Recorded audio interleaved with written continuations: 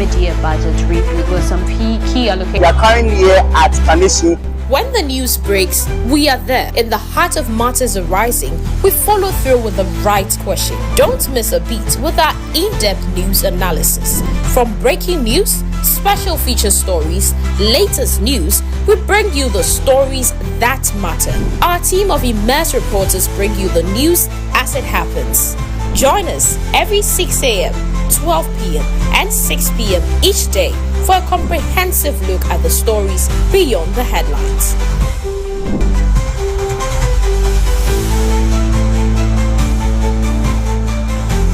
Two to one. You're watching ABC News GH. ABC News GH, your trusted source for news.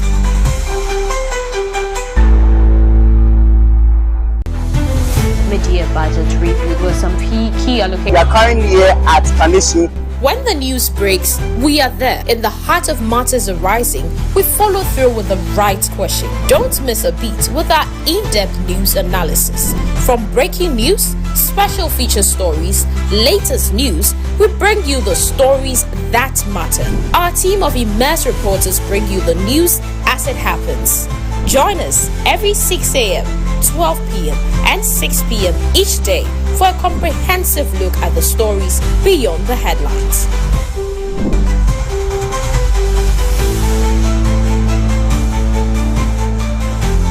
Two to one.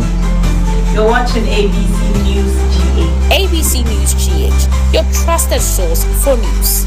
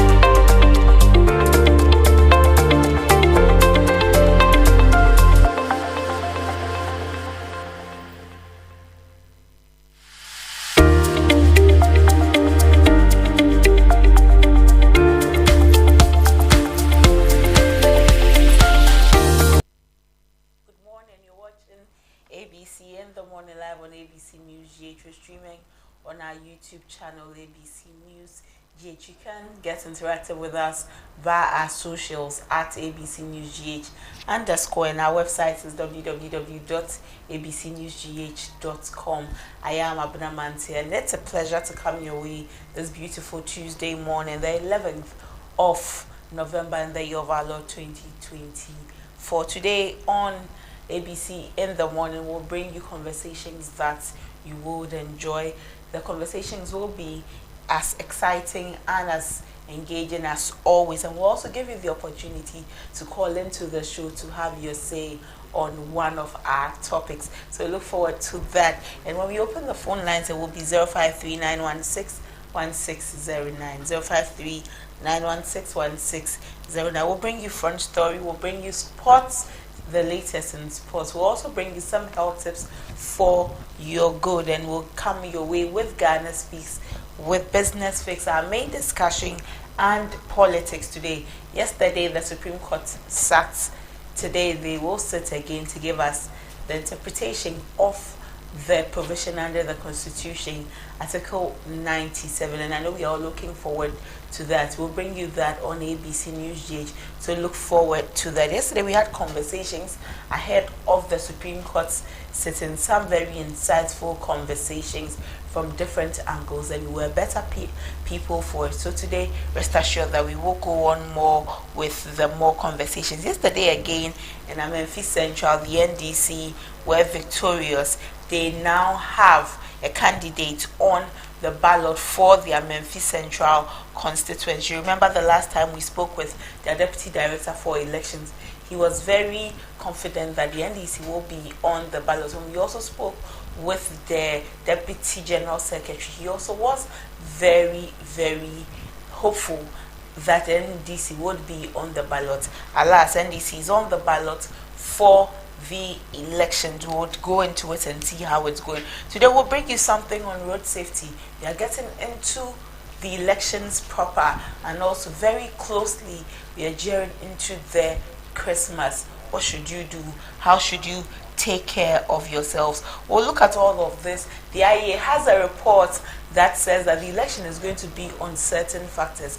We'll have conversations on that too, and also throw the conversation to you to let us know if those factors are the factors you will be using for the elections. Remember that as we're speaking about elections, ABC News GH is bringing you the poll center. This is where you come to for your credible and relevant information regarding the elections, and at the poll center we say votes, not violence. For the elections, all that is needed, your vote, and what is needed to cast your vote, your thumb.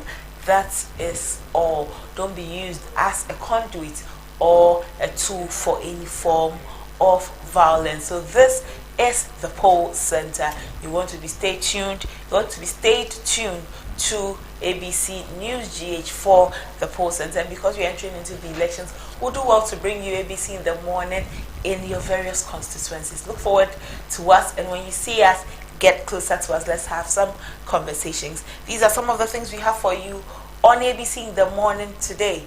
Let's take a breather. We will be back with Front Story.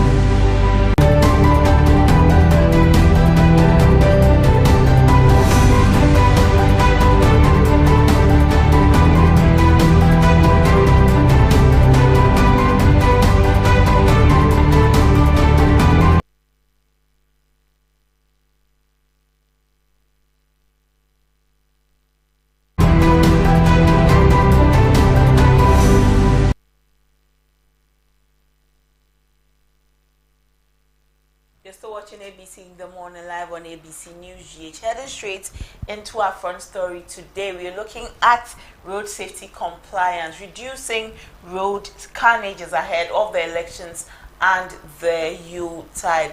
Our key focus today is on managing road carnages ahead of the upcoming elections and as we prepare for the Christmas.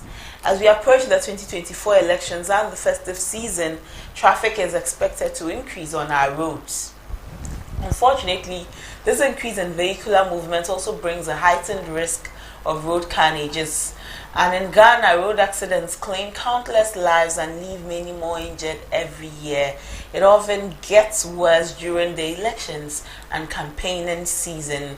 The National Road Safety Authority reports that Ghana records an average of 2,000 traffic deaths annually during election years, proving particularly perilous for road users. The National Road Traffic Crash and Casualty Statistics also shows that during the 2016 election year, road crashes increased by 11%, injuries by 14%, and fatalities by 9% compared to the previous year. Similarly, in 2020, road crashes surged by 10% in the months leading up to the elections, resulting in a significant increase in both injuries and deaths. In 2023, Ghana saw 14,135 road crashes, which claimed 2,276 lives and left 15,409 injured. The 14,135 road crashes in 2023 also led to 15,409 injuries, according to the Motor Traffic and Transport Department (MTTD) of the Ghana Police Service. Despite having relatively stable cases of road accidents this year, according to the National Road Safety Authority, as compared to previous years, there is still the need for sensitization and better compliance on our roads and fewer carnages as the death toll remains alarmingly high. Recently, the National Road Safety Authority celebrated its 25th anniversary and outlined some measures ahead of the elections and festive season.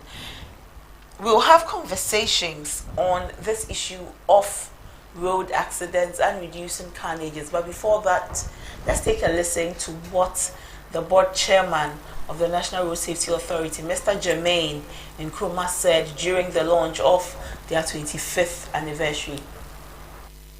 2020, 2073, 2,528, and it went as far as 2,924. And now they've been coming down consistently. And this year, we're hoping to go below 2,000, but we're crossing our fingers. When you look at this number, this year, 1,614, it's not just a number. This is 1,000 funerals, more than 1,000 children, spouses, everything. Each time this happens, people gather, wear their red and black to mourn.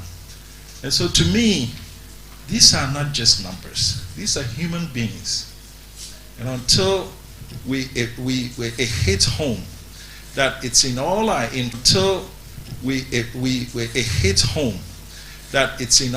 interest to make sure that it's in all our interest to make sure that the roads are. The deaths went from 2018, 2020, 2,073, 2,528, and it went as far as 2,924. And now they've been coming down consistently. And this year, we're hoping to go below 2,000, but we're crossing our fingers. When you look at this number, this year, 1,614, it's not just a number. This is 1,000 funerals, more than 1,000 children, spouses, everything. Each time this happens, People gather, wear their red and black to mourn. And so to me, these are not just numbers. These are human beings. But so that's the chairman for the National Road Safety Authority. And like he said, every number you see is not just statistics. These are families that have lost loved ones. And anytime these happen, it means that families would have to gather and mourn their loved ones. Friends will have to gather and mourn their friends. And this is what we want to reduce on our roads, the incidents of road accidents, so that it doesn't become normal. We are desensitized to the numerous road deaths or the accidents that happen on our road. Let's have a conversation on reducing the carnages ahead of the elections and the Yuletide. Dennis Yerebu is the Principal Planning Manager for the National Road Safety Authority. He joins us on the line. Good morning, Dennis. Thank you for your time this morning. Good morning. We're looking at road safety compliance and reducing road carnages ahead of the elections and the Christmas season. First off, what is the latest report or data available to the National Road Safety Authority about road accidents as at now? Right, thank you very much. Road traffic crashes, as the National Road Safety Authority will term it, have generally been on a decline for all indicators, aside the death, when we have the latest figures compared from last year. The provisional figures we've had up to the end of September detail that all the indicators of crashes, persons who got injured, persons who got knocked down, went down in their percentages. But for the number of persons dying, compared to January to September of last year, we had about 8.3% increment in the number of persons dying, and that was about we recorded about 1,817 persons dying from January to September this year, which was an 8.3% increase from the figure of last year. Other than that, we recorded lesser crashes. We had fewer people getting knocked down on the roads. We had fewer persons being injured through traffic crashes. And that is why we are putting the narrative of crashes, not of accidents, because it's unfortunate. And we have just always said that more than 80% of these crashes were preventable. And as such, the casualties wouldn't have been the case if the human factor was not important to those cases. You say that the crashes were preventable. What is happening on our roads that crashes that should be preventable are happening? If the number of crashes reduced, it means that some persons were taking particular caution on the roads. What is on our roads that should let people get into such crashes? What are they doing?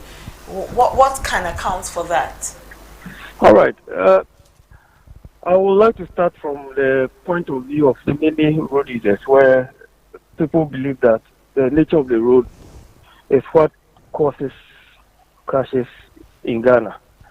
But data available to the National Road Safety indicates that for the past 15 to 20 years, most of the crashes or most of the accidents, as the public will see, occur on flat streets and very good roads. This only points out to the fact that there will be a human element of speeding. So if you check our records, speeding and inattentive driving contribute to about 70% of all the traffic collisions we record on our roads. But we do very much also know that more than 60% of the fatal collisions we have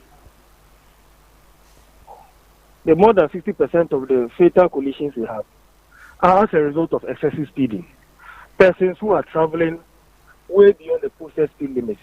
And whenever posted speed limits are put on a section of the road, it only tells us that that part of the road can only accommodate that speed for reasons best known to engineers and the road environment. So, for instance, we realize that on our major highways and our major roads, more than 80% of vehicles are traveling beyond the posted speed limits. And a study done by the National Road Safety indicated that most of the major towns or the major regions, Ashanti, Greater Accra, Western Central, more than 80% of the vehicles go beyond the posted speed limits on all major roads. So we should really understand that speeding is contributory to some of these figures we are receiving on our roads. So more than 50% of our cases and the fatal cases we record on Ghana's roads could be attributed to speeding. And we know speeding is directly a human function. Speeding is never the function of the vehicle or the function of the road, but it is the human controller of the system of the vehicle which contributes to that speeding. So if we're able to take out the 50% of the collisions attributed to speeding, we are sure that the figures, the more than 2,000 deaths we experience every year on Ghana's roads, will not even have crossed the 800 mark. So human nature is the most important thing. That's why the authority realized that of all the causes, we have fatigue driving, inappropriate turning, inattentiveness, speeding, all of them combined. All of them, when they are put together as the causes of road traffic crashes in Ghana, over 85% of them are due to human behavior or human error. That's why we believe that if we change the human attitude or the human behavior on the way we use our roads, these crashes will not occur. So it's not a matter of the nature of the roads. It's not a matter of sometimes the nature of vehicles. Though they are also contributing factors, they take the other percentages. But the human controllers of the vehicles and our penchant for speed, for inattentive driving, being fidgeting with our phones and all that while driving, and fatigue, driving tired, those are the contributing factors to the thousands of deaths we've recorded for the number of years past. And it's quite unfortunate an incident. Dennis, are there any plans to review and update existing road safety policies and laws by the National Road Safety Authority? Well, at the National Road Safety Authority, our mandate is to be the lead road safety organization in road policy coordination and education, especially, and also compliance with institutional requirements for road safety. And if, as the lead road safety agency, we do have plans, particularly in light of the fact that every election year happens to be very fatal. So since the year 2011, for instance, all the election years, 2012, 2016, 2020, have been more fatal than any of the intervening years. So all those years are always recording higher crashes and higher deaths. And we are seeing the same trend now. This compels the National Road Safety Authority as far back as May, and indeed in the first quarter even of the year, to bring together stakeholders to see how best we could prevent the incidents from occurring since it has become a trend. And by this, we also juxtapose to the fact that during the Christmas period or the last quarter of the year, crashes increase. So we knew that as an election year and as at the time Christmas and the festivities around it will be happening, it was very possible that collisions will increase and fatalities will also abound. So we together with all our stakeholders put together a plan where we developed a guideline where we said it was the Road Safety Code of Practice for Political Activities, because we knew of the season. And this was partnered by all political parties in Ghana, CSOs and NGOs in road safety, the Ghana Police Service, the Electoral Commission and all that. And we brought a guideline which was very, very, very apt, addressing all road users, what we are expected to do as pedestrians, what we are expected to do as motorcyclists, passengers, when we are going for rally, how to drive well in a convoy. All these things were spelled out, and we were all authenticated by the various political parties and all the partners involved. And so, for that part, when we realized the problem in election years, the National Road Safety Authority has done its bit to bring everyone on board. Now, what is left is more of enforcement, and that's why at the National Road Safety Authority as well, we are moving on to the rules with our partners in the security services to ensure that the education given is being complied with. And as such, you will see us, and as you can even see in the various communities, the officers are already on the ground, but we are going to enhance the presence in the coming days, because we know that the pockets of crashes which have started occurring might become worse as we near the election and as we near the Christmas festivities. So we are going to have more deployment of national road safety officers with our other security agency sisters on the roads, all of us in uniform, as the law mandates us. And we are sure that when we complement enforcement with the education we have been giving out and the guidelines we have put out in the public, which everybody has agreed to abide by, the impending unfortunate crashes and attendant collisions, casualties will not happen. So we are aiming to bring down the crashes and deaths during this time, and you will be seeing more of us. We are going to be having in traffic where we will be in the thick of traffic, sensitizing people and making sure that they are compliant with road safety regulations. We are going to be on the major highways, ensuring that all road regulations are complied with by road users. And we are going to be at the various transport terminals, checking vehicles before they depart, ensuring that there is no excessive loading, and other things like that nationwide.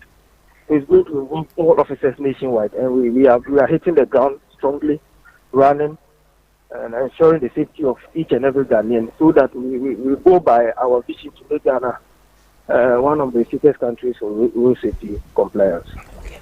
Going into the elections and festive period, like we're saying, what can you tell us about the monitoring app by the National Road Safety Authority, which was intended to report reckless driving? Is it still functional?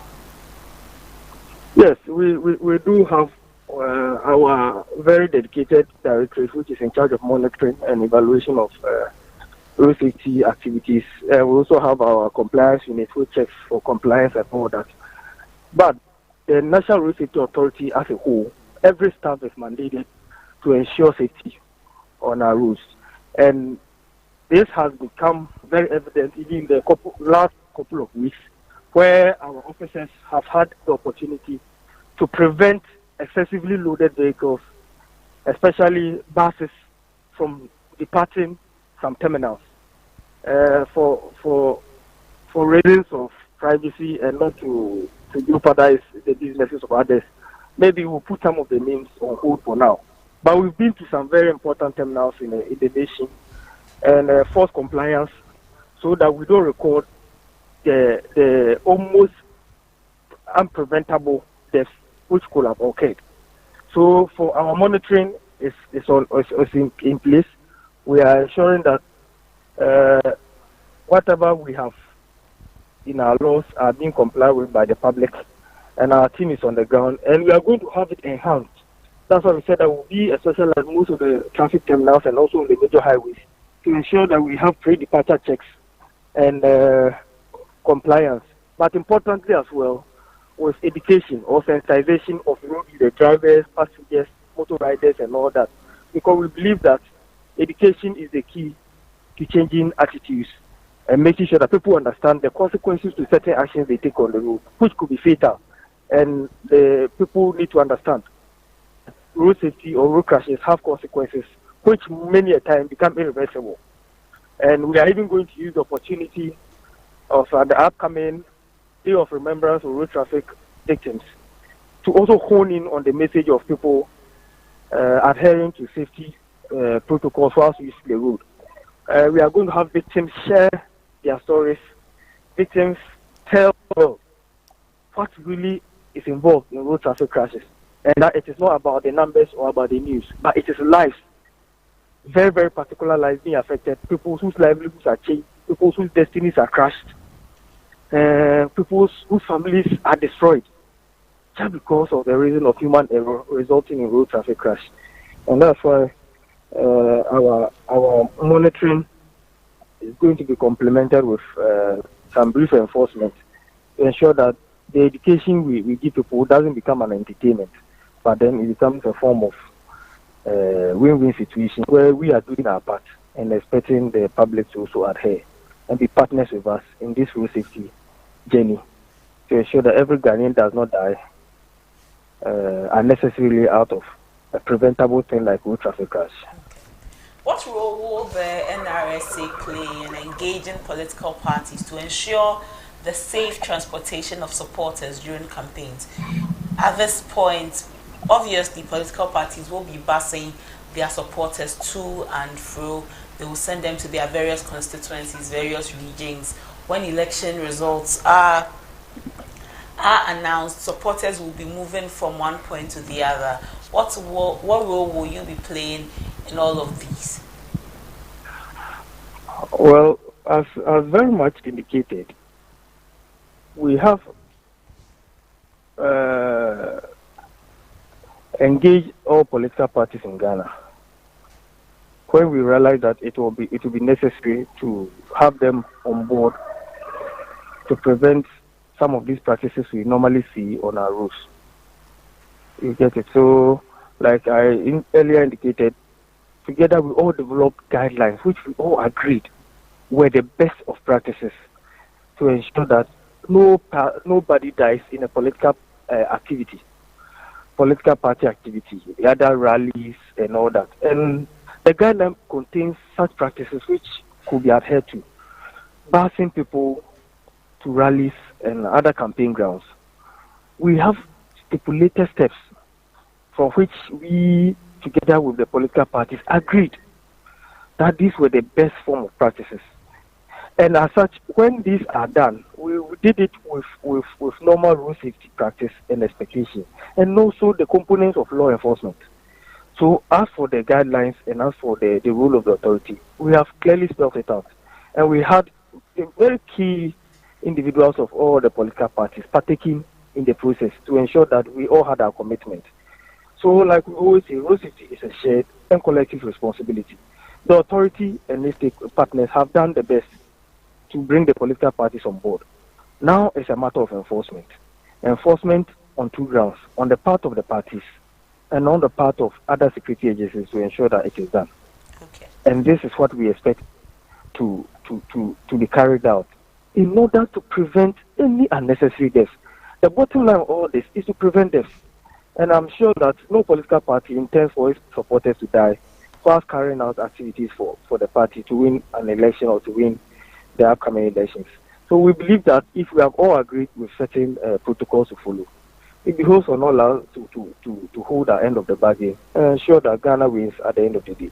All right. Thank you, Dennis. We're grateful for your time this morning. Welcome. Dennis Yeribu is the principal planning manager at the National Road Safety Authority. Like he said, road safety is a shared and collective responsibility. The National Road Safety Authority will do their best. We also, on our path, must do our best to ensure that our roads are safe. It says that there was an increment in 8.3%, an increment of 8.3% in deaths between January and September this year alone, and that increment was an increase over the period January to September 2023. And the data shows that many of our road accidents are as a result of human errors. There always is a level of human error, or you can find some human elements in there. So we ought to do our best so that we safeguard our lives. Take care of yourself, take care of the next person on the road. You don't want a family to lose a loved one because of recklessness. That's all for Front Story this morning on ABC in the Morning. Let's take a break. When we are back, Derek Kumiki said will bring us the latest in sports, and Eric Meluchuniba will also bring us some health tips. But before we go on that break, let's see what is trending on the various news portals. Let's see what is on the various news portals. We'll start with ABC News GH. ABC News GH reports on the portal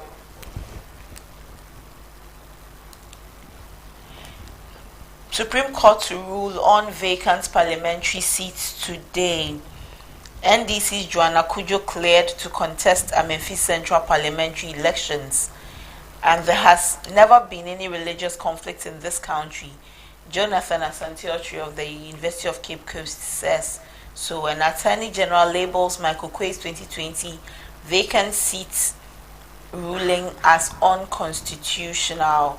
That's how he labels it. He says that it was unconstitutional. Away from ABC News GH, let's see what is also on myjoyonline.com. Free dialysis is a lifeline, but why now? Dr. Sapon Esiedu questions the NHIS rollout. Vacant seat controversy. Supreme Court to deliver ruling today, and the Ghana Medical Association warns of rising alcohol abuse, sexual misconduct among doctors. Dialysis treatment shouldn't be a burden, Nsiasari says on the new NHIS policy. And there's a perception that judiciary is acting in the MPP's favor. Chachuchi Kata says so. Let's see what's also on City Newsroom. What is on the City Newsroom? Rising alcohol and drug abuse among health workers threatening patients' care. The Ghana Medical Association says will prove House of Chiefs President's campaigns for MPP. The NDC says NDC inching to victory. A Futu NDC parliamentary candidate says provide proof of my support for NPP. Ojiaho Hoya Ojebi Des Esiedu Nketia. Free SHS has come to stay. I will ensure it's well funded. Mahama says so. Mahama says so. So these are some of the news on the various news portals. For more news, you should visit us on www.abcnewsgh.com. Visit us on www.abcnewsgh.com. Let's take a breather. We will be back with sports and health tips.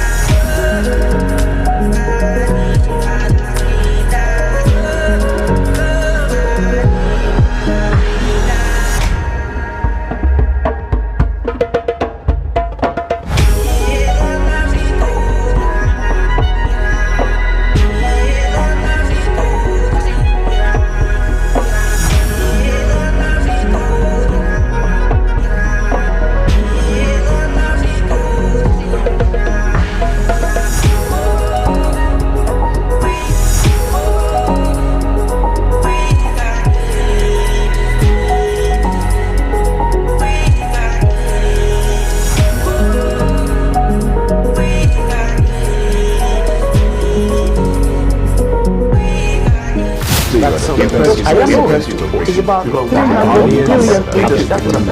This is where the headlines are probed. Policies scrutinized through an objective lens with an unbiased approach to every discussion. Key in to a series of pulsating conversations with the hard questions. Why do you still want to run when you have failed? I haven't. What do you mean by failed? In-depth analysis of policy proposals. If it is a temporary program, why do we want to still create another gold reserve exchange program also to address a temporary issue? If you introduce a temporary measure and you realize that the temporary measure works and is sustainable, you have to rethink whether or not it should just be temporary. And every agenda and positions intellectually debated to set the record straight. Look, you still don't answer the question now. Good. Question is, if Article 78(1) is anything to go by, your ministers of state largely are supposed to come from the parliament. Yes. The law says that not less than 10 and not more than 19. So these are your cabinet, your ministers of state you're going to get. How do you intend to resolve? Have you thought about managing that head-up? Absolutely. If I hadn't, I probably would not get on the fray to do this. On Focus on ABC, we focus on the matter, the personality, and the answer beyond the rhetoric. Focus on ABC shows every Thursday at 7 p.m. only on ABC News Ghana television.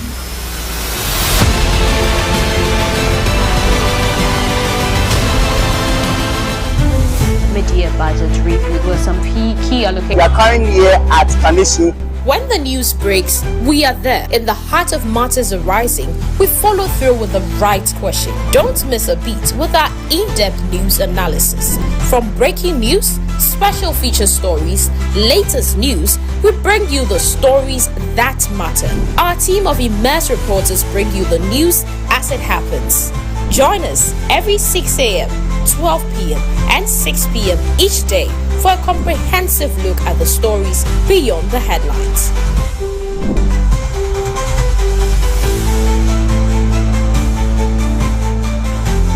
Two to one. You're watching ABC News GH. ABC News GH, your trusted source for news.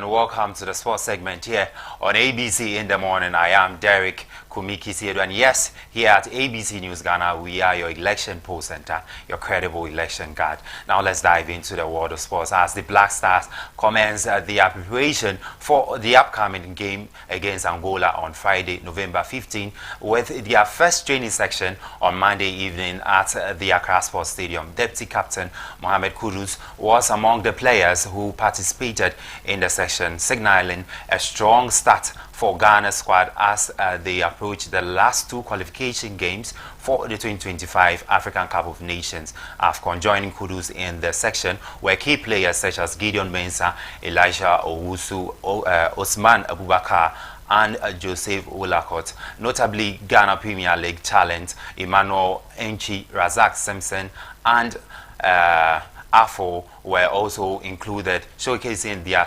strength of domestic talent ready to support the national team. More players are expected to report to camp in the coming hours, with additional training scheduled for today. The Black Stars will depart for Luanda, Angola on Wednesday to finalize their preparation ahead of the Friday crucial match. Following this, the team will return home to face Niger in the last Group F match aiming for qualification to the AFCON tournament in Morocco next year. The Black Stars are focused on securing victories in the remaining qualifiers, and the intensity of their preparation at this early stage reflects the importance of these final games.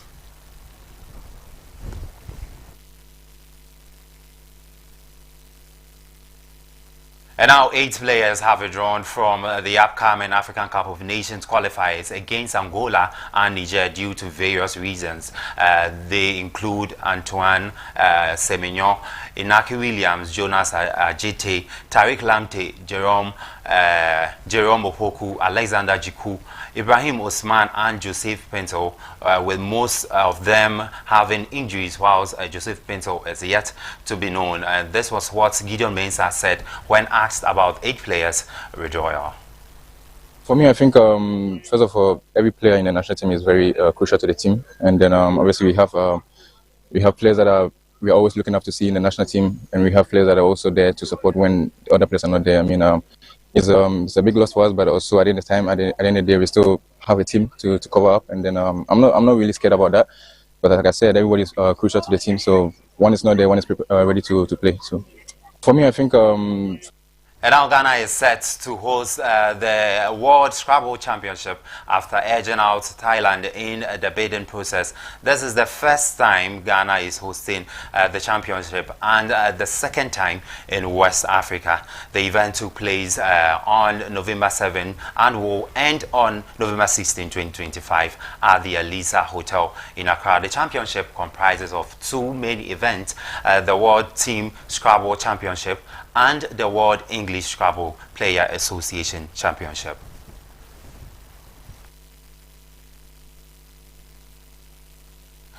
And that's how we wrap up for the sports segment here on ABC in the Morning. I am Derek Kumikisiedu.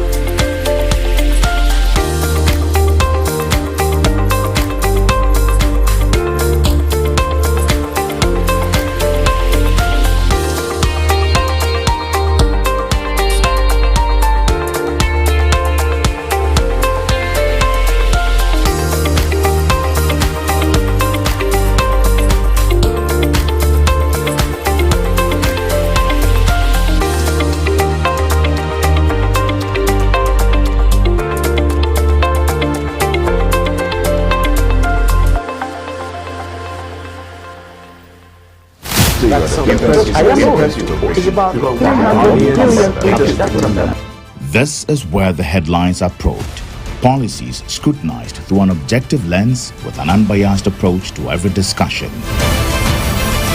Key in to a series of pulsating conversations with the hard questions. Why do you still want to run when you have failed? I haven't. What do you mean by failed? In-depth analysis of policy proposals. If it's a temporary program, why do we want to still create another gold reserve exchange program also to address a temporary issue? If you introduce a temporary measure and you realize that the temporary measure works and is sustainable, you have to rethink whether or not it should just be temporary. And every agenda and positions intellectually debated to set the record straight. Look, you still don't answer the question now. Go on. Question is, if Article 78(1) is anything to go by, your ministers of state largely are supposed to come from the parliament. Yes. The law says that not less than 10 and not more than 19. So these are your cabinet, your ministers of state you're going to get. How do you intend to? Have you thought about managing that head-up? Absolutely. If I hadn't, I probably would not get on the fray to do this. On Focus on ABC, we focus on the matter, the personality, and the answer beyond the rhetoric. Focus on ABC shows every Thursday at 7 p.m. only on ABC News Ghana television.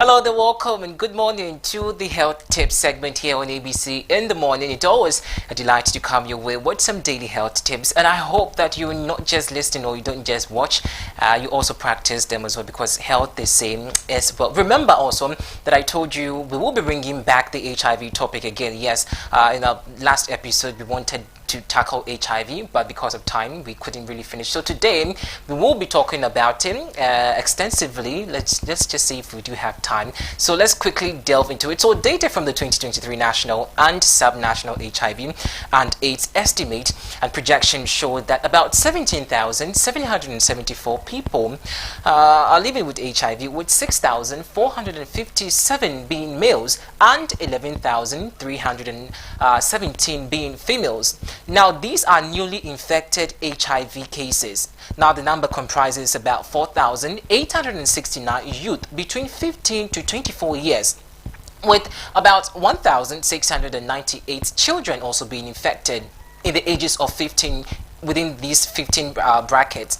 Now, 1,520 adolescents also between 10 to 19 are infected, making the estimated rate about 16,076 adults and above. Now, it's quite staggering. So HIV targets the body, white blood cells, and it weakens your immune system. Now, when this happens, it makes it easier to get sick with diseases like tuberculosis, infections, and some other cancerous diseases. In Ghana, between January and the third quarter alone, that's in 2024, the number of people who were infected as positives through testing HIV were 34,000. That's quite huge. Now, you may not even have any symptoms at all for up to 10 years. That is if you don't do testing. At that point, HIV then begins to grow in your body and it escalates into AIDS. That means that if you cross that particular stage, you are in the danger zone and it's not really good for you. So what we want to look at today is the risk factors. What exactly, or the facts that can also make people get into the HIV status. So let's look at the first one. Anal or unprotected sex. So anal sex or vaginal sex without using protectives such as condoms, it will make you contract HIV/AIDS. Now, this is quite interesting because the number of ratio between these, the number of cases between what the generation of what these require is the fact that most of these infections are being contracted through anal sex, or it's too early, I know, or unprotected sex, like you do have, or some of you do have with your women or your ladies. So having unprotected sex actually is a risk, can be a risk factor. Then again, having another sexual transmitted infection such as STI, syphilis or herpes, chlamydia, gonorrhea, and bacterial infection. Guys, if you don't have a committed partner, I don't think it's even appropriate to even engage in sex. If you really, really want to avoid contracting HIV, just stay with one partner, just commit to one partner, or you use protection. It's staggering. The numbers, as I've said, is serious. Again, sharing contaminated needles and other injections equipment. Those of you who actually, I'm not really so comfortable with people when I see them just getting services from these people that rip up their nails on by the street. All these things, some major, research have shown that all these needles that they use on the streets, most of them are not sterilized. In fact, some people even use just washing powder. They just a liquid soap, they make it very foamy, they put inside these bottles, and you call them for services. This person has used this for another person, you call him and he's using this same needle on your nails. It's actually something that also triggers HIV. You don't know the infection the person had, and after that proceeded to you as well. So that, personally, I'm really not so comfortable with people that render those services. But anyway, let's proceed with the signs and symptoms. So these are the signs and symptoms that may vary depending on the stage of your infection. So you may have HIV or you may not be having HIV. So HIV spreads more easily in the first few months after a person is infected. But many are also unaware of their status until the latter stage. Now, in the first few weeks after being infected, people may not even experience symptoms at all. Others may also have influenzas, and these are quite some basic things that you should expect if you are, in the range of getting HIV, or perhaps you actually have seen signs and symptoms. So fever is number one. You're there, you're feeling quite feverish, you don't know exactly what's happening to your head. It's like you're feeling very cold or hot. You know your body very well. It's actually a sign. You have to actually go to the doctor. Then again, headache, severe headache, also a factor. Rash, you see rash on your body. You're experiencing sore throat. You're actually experiencing swollen limbs and not. All of a sudden, you're losing weight drastically. You know your body, you know your weight. Unfortunately, you're losing a lot of weight as well. Fever, as I've mentioned, diarrhea, and cough. Now, this cough alone is enough, to tell you that you have to go visit the doctor and also get tested. So without these treatments, people living with HIV infection can also develop severe illness such as tuberculosis. So when you have HIV and you don't get tested, that's when you develop tuberculosis. You cough a lot, and that is a factor. Also, severe bacterial infections. Now, because your system is very weak, it actually contracts. It's easy to contract diseases or infection. So if you're an HIV patient, every single bacteria or disease that is actually all over in the air, you will easily contract it, because your system or your immune system is that weak. It can, even if someone coughs, you can actually get the infection or the tuberculosis that the person has. Ordinarily, because we do have white blood tissues or cells within us that actually fight against infection. So most often, people without HIV, even if there's a communicable disease in the air, they usually don't contract it. But for you HIV patient, you are likely to get it easily. Okay, so prevention, we are actually saying that more tools that are available to prevent HIV includes, so you can also use condoms in the right way if you want to have safe sex. We always advocate for protection or use of condoms, right? So it actually makes you not get HIV. Then again, never share needles with anybody. When you even visit, ordinarily it's very important that even if you go to the barber shop, it's very advisable that you go with your own clippers, because these barber shops and the machines they use, who knows? The person, I'm not trying to scare you, but that should tell you how dangerous HIV could be. Someone might have it but might not tell you. Visit the barber shop, and the barber uses the string on the hair. And that box thing that they have over there, most of them are just for beautification. It's not even sterilized, it's just there for decoration. That blue light you see over there, most of them, in fact, if you are supposed to even conduct a survey and visit various barbershops, you know that these things do not even function. So these hair clippers and barber things that these barbers use on our head, most often they are not sterilized. So advisably, just go to your barber shop with your own clippers, just to be safe. If you are health paranoid like myself, I'm very health paranoid, so just use that. Again, using PrEP, that is pre-exposure, prophylaxis, and of course a PEP, it will actually help you not get this. So if you have HIV, there are many ways to prevent it, transmitting HIV to others, including HIV treatments, and keep an undetectable viral load. We have medications also that you can take. So advisably, just be on the watch out. Well, I hope that at least I've brushed you through. Unfortunately, in our last episode, I wanted us to tackle this, but honestly, today I think we've delved extensively on this topic. Joining us on our next conversation, we will be tackling about some other ways and areas about HIV or AIDS, the differences between HIV and AIDS. But let's just wrap up on the HIV segment for this morning. I am Eric Chinibwa Melo. ABC in the Morning continues after this.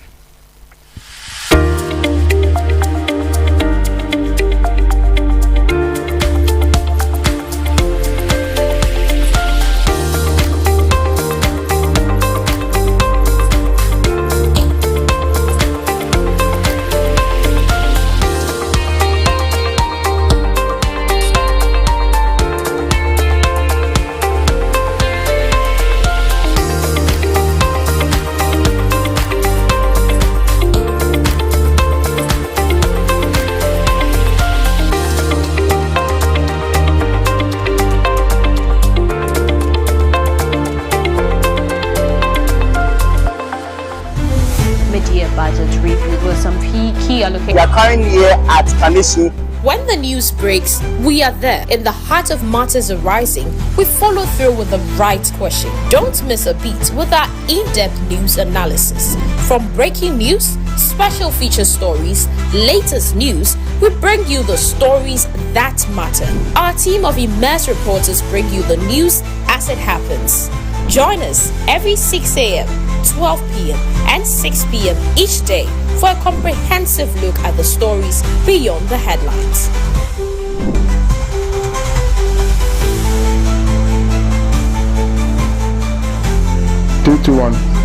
You're watching ABC News GH. ABC News GH, your trusted source for news.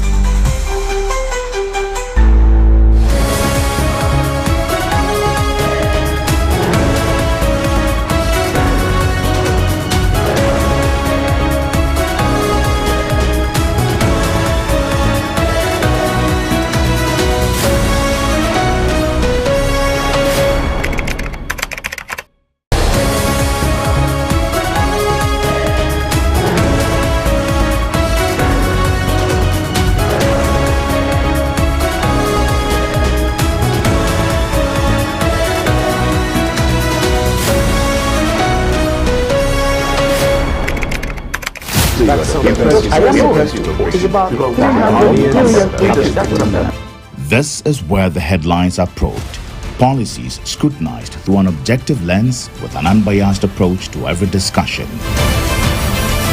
Key in to a series of pulsating conversations with the hard questions.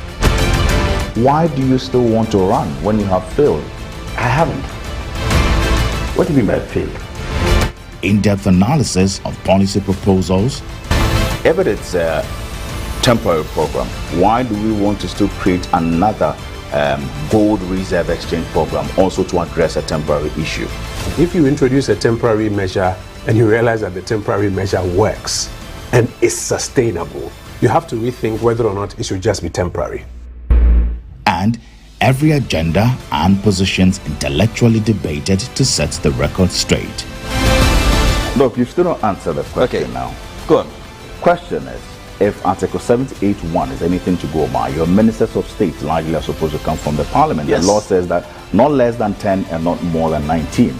So these are your cabinet, your ministers of state you're going to get. How do you intend to resolve? Have you thought about managing that head-up? Absolutely. If I hadn't, I probably would not get on the fray to do this. On Focus on ABC, we focus on the matter, the personality, and the answer beyond the rhetoric. Focus on ABC shows every Thursday at 7 p.m. only on ABC News Ghana television.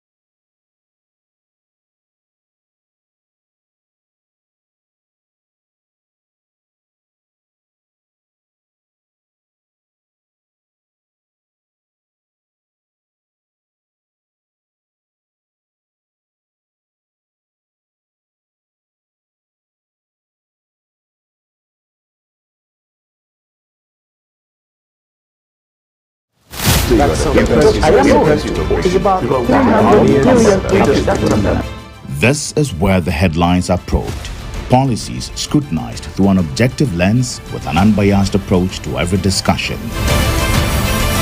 Key in to a series of pulsating conversations with the hard questions. Why do you still want to run when you have failed?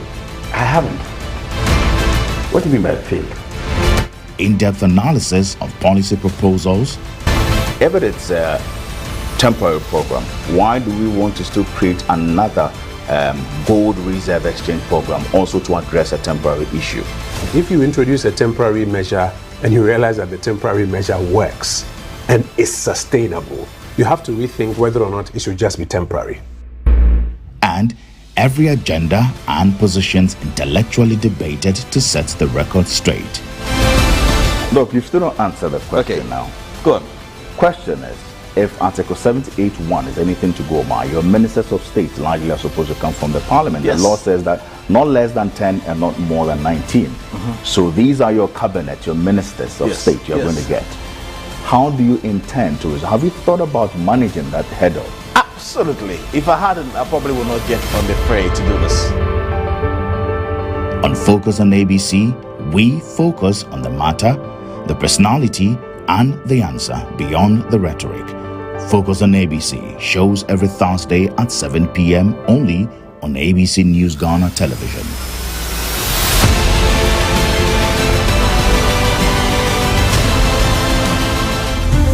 Mid-year budget review with some key allocations. We are currently here at Kanishi. When the news breaks, we are there. In the heart of matters arising, we follow through with the right question. Don't miss a beat with our in-depth news analysis. From breaking news, special features.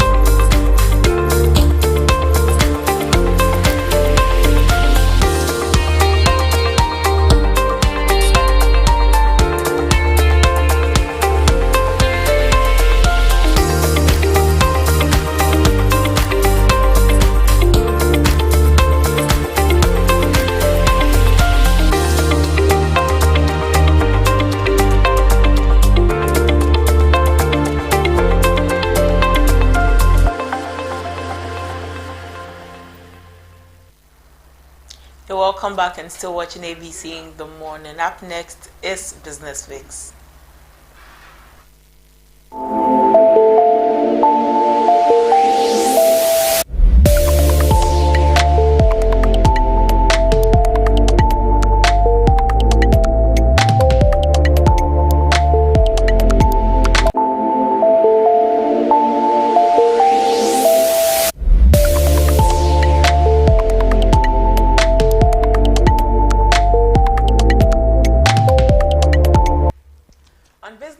Today we want to look at the recent reports by the Rand Merchants Bank that has ranked Ghana as the 6th most investable country in Africa. Is this good news? Are you happy about this? Is it true?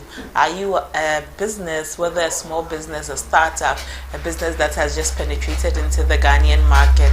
Is Ghana really an investable country? Is this a country that after you invested in, you have seen that it is worth investing in? Well, it's a question to you. Ghana has been ranked as the 6th most investable country in Africa with an overall index score of 0.24 in the 2024 edition of the Rand Merchants Bank's Where to Invest in Africa report. It represents a slight decline from the previous year's score of 0.31. So it means that last year we did better than this year's score. However, although we have dropped, or as a slight decline, we are still the 6th, or we still find ourselves in the top 10 of where to invest in Africa. The ranking is based on an assessment of 4 key pillars: economic performance and potential, that's one pillar; market accessibility and innovation, the second pillar; economic stability and investment climate, and the 4th pillar is social and human development. So these are the 4 pillars that the Rand Merchants Bank used in the report to rank or assess the various countries. According to the report, Ghana, which is the 2nd largest economy in West Africa, achieved notable rankings in several categories. Ghana placed 3rd for social and human development. Ghana placed 8th for economic stability and investment climate, and we placed 6th for market accessibility and innovation. But when we looked at the performance, the economic performance and potential, however, Ghana placed 15th on the ranking. At the moment, Ghana ranks 4th in investability within the RMB model. So when you look at investability within the model, we place 4th, we rank 4th, and we rank behind Egypt, South Africa, and Morocco. Ghana, with a GDP of $76 billion and a population of around 33.5 million, Ghana represents a significant market. Of course, we do represent a significant market, and we rank among the top 10 African nations for urbanization, innovation, connectedness, political stability, personal freedom, and employment. You as a Ghanaian, do you see that, you feel that in your living as a Ghanaian, political stability, innovation, connectedness, personal freedom, and employment, these are how we rank? And the report by the RMB emphasizes that addressing Ghana's high public debt and inflation is critical for our macroeconomic stability, especially after the $3 billion extended credit facility with the IMF. You remember that we went to the IMF. So you see how the issue of inflation is playing a role again. The report notes that there are some positive fiscal developments, with a projected budget deficit of 4.6% of GDP for 2023, significantly lower than the 10.7% deficit in 2022. And revenues and grants for 2023 are expected to reach 15.7% of GDP, consistent with the 2022 levels that were shown. And the report also forecasts for Ghana that Ghana's growth will accelerate by 2027, driven by increased gold and oil exports as new projects that have come online. You remember the gold for oil policy, the gold, all of these policies that have come up, the policies by the Bank of Ghana. The report suggests that by 2027 our growth should have accelerated. And the report also evaluated 31 African countries. So it was 31 African countries that were used in collating this ranking across 20 different metrics drawn from data provided globally, such as the World Bank data, IMF data, African Development Bank data, United Nations data, and ILO, International Labour Organization organizations data. So these are some of the things that we are seeing coming out of this report by the RMB. Is this something that sits with you? In our subsequent conversations, we will speak with experts to peruse this report better and find out if this translates into the ability for businesses to thrive in our Ghanaian market. Does it really translate into the ability for businesses to thrive in our economy or in the Ghanaian environment? 4 things that this report looked at. 4 pillars that the report looks at, and I want us to assess it as we watch the show and ask ourselves if indeed it plays a role in our environment, our economical environment as Ghanaians. 4 pillars: economic performance and potential. Does the country are we performing well economically? Do we have a potential that people want to invest in economically? 2, market accessibility and innovation. Is our market susceptible to innovation? Is our market open for innovation? Is the market accessible to everybody to invest into? 3, economic stability and investment climate. Is the climate a good one to invest your money in? Are investors okay that they would pick any sum of money to put into our market or into our climate? Also, we looked at social and human development. Does Ghana do well to develop the human and social part of us as a people? Do we place emphasis on social and human development? These are some of the 4 key pillars that the report looked at. And like I said earlier, we placed 3rd for social and human development. This is something that we should be happy about. We placed 8th for economic stability and investment climate, and 6th for market accessibility. But when it came to the economic performance and potential, we placed 15th. So do you own a business? Do you own a startup? Are you someone who has come to invest into our climate here as the Ghanaian economy or the Ghanaian environment? Do you agree with this report that Ghana is the 6th most investable country in Africa? Are you seeing value for your money after you're investing into the Ghanaian economic environment? We'll have conversations on this later about this report and see how we can get into it for the betterment of all of us. If indeed we are the 6th most investable country in Ghana, then we should be seeing more than we already seen. And then entering into 2025, maybe you should be eyeing that startup that you are looking at. But that's it for Business Fix today. The RMB report has ranked Ghana as the 6th most investable country in Africa.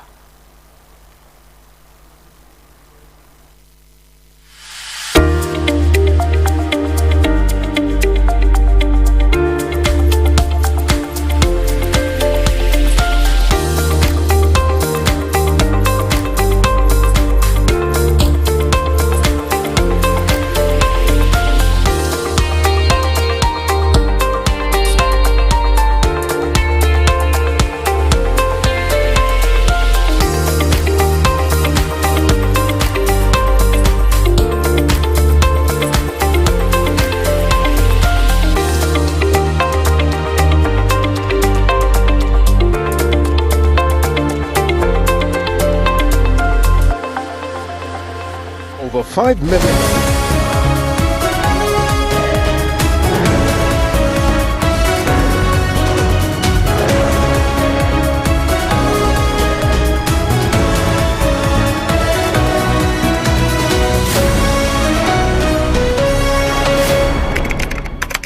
Over 5 million children have benefited from free SHS. Protect free SHS. Vote Dr. Bawumia #1 on the ballot. Over 5 million children have benefited from free SHS. Protect free SHS. Vote Dr. Bawumia #1 on the ballot. Over 5 million children have benefited from free SHS. Protect free SHS. Vote Dr. Bawumia #1 on the ballot. Over 5 million children.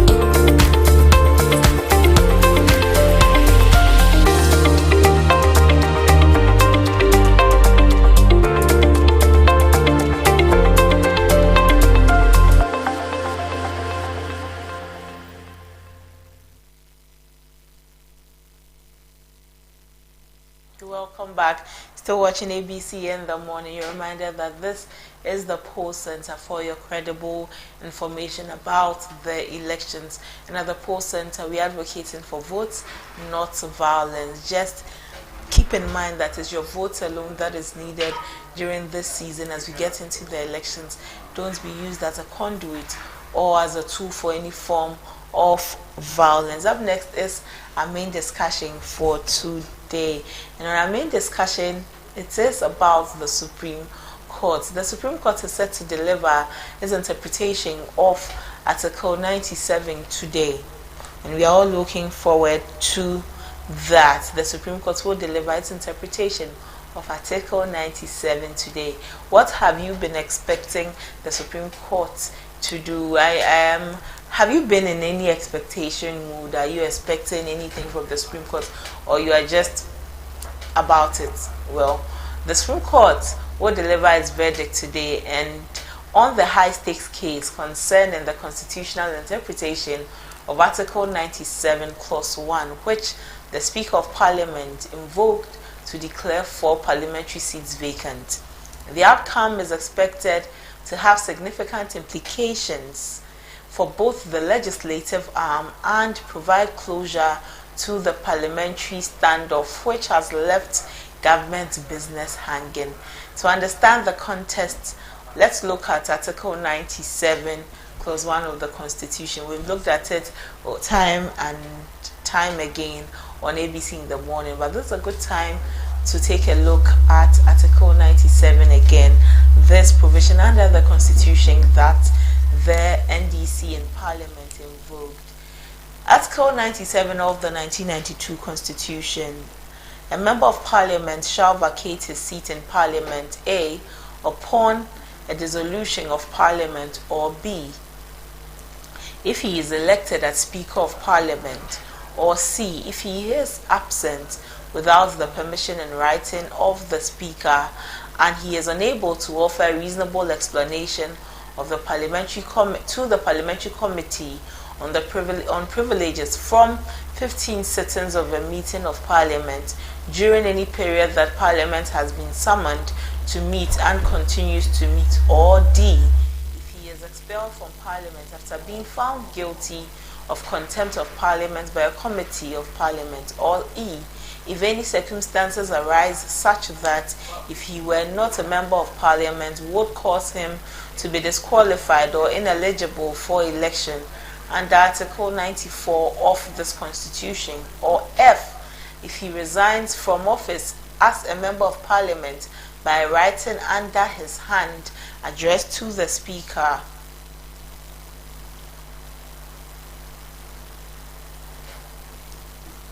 Addressed to the Speaker, or G, if he leaves the party of which he was a member at the time of his election to Parliament to join another party, or seeks to remain in Parliament as an independent member, or H, if he was elected a member of Parliament as an independent candidate and joins a political party.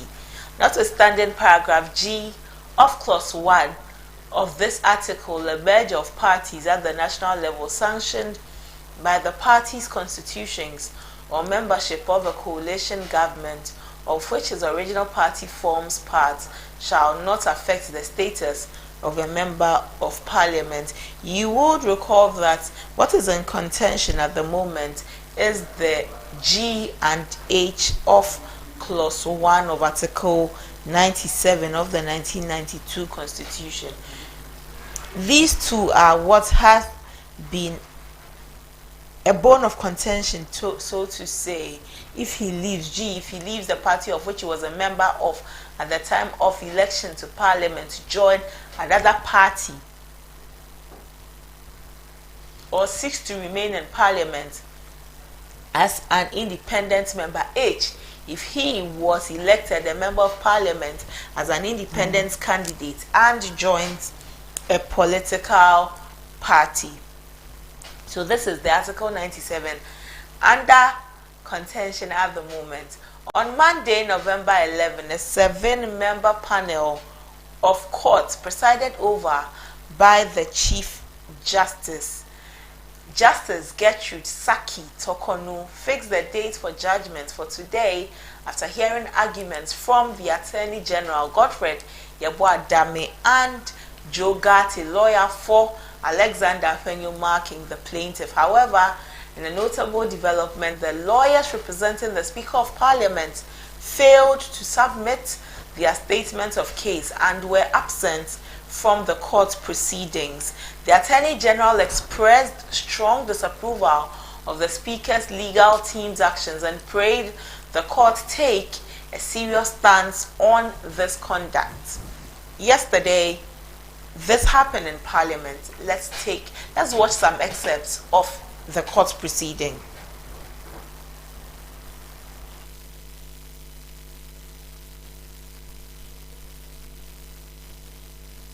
Circumstance of Alhaji Wayo Seni, Professor Wayo, leaving a party by which was elected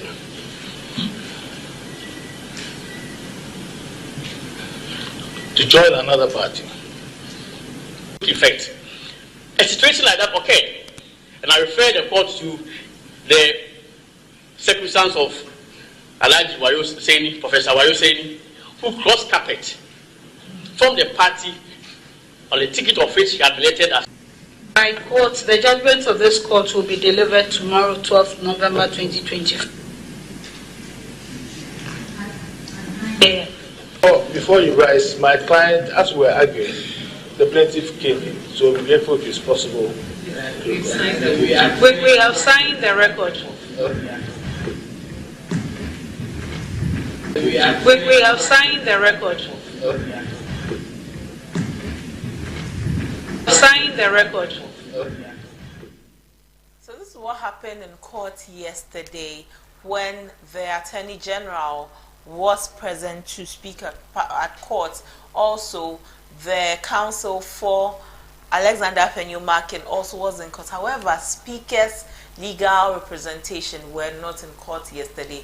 The leader of the NPP caucus in Parliament, Alexander Afenyo-Markin, reacting to the outcome of yesterday's court's proceedings, urged the Speaker, Alban Bagbin, to embrace different perspectives within Parliament and avoid positioning himself as above democratic debate. He chronicled his frustration in trying to engage with the Speaker of Parliament, Alban Bagbin, to resolve the impasse currently confronting the House. He had this to say after the proceedings. Let's listen to him too. Just that the majority was not reaching out, was not building consensus. That person was really getting it wrong. Because for a whole week, I know of prominent chiefs, very prominent and respected chiefs, who engaged my side and engaged Mr. Speaker and transmitted some communication to me. I won't mention their names. They transmitted some communications to me that Mr. Speaker was in fact even going to convene Parliament without our recall application, and that I should reach out to him. I went to his residence 2 occasions. They said he was not available. Later, I communicated to that prominent chief. The prominent chief reached out to him. He picked his call, but he didn't pick my call. And then told me that, oh, Mr. Speaker says he's busy with some visiting speakers of African Parliament. So we should make it Monday morning, 10 o'clock. Monday, I spent my whole day in Parliament. Mr. Speaker was not available. Tuesday, same.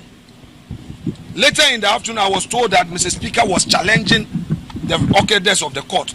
So he has instructed his lawyers to file a motion to set it aside. So we should go to court. When we return from court, we'll see what to be done. Put that aside.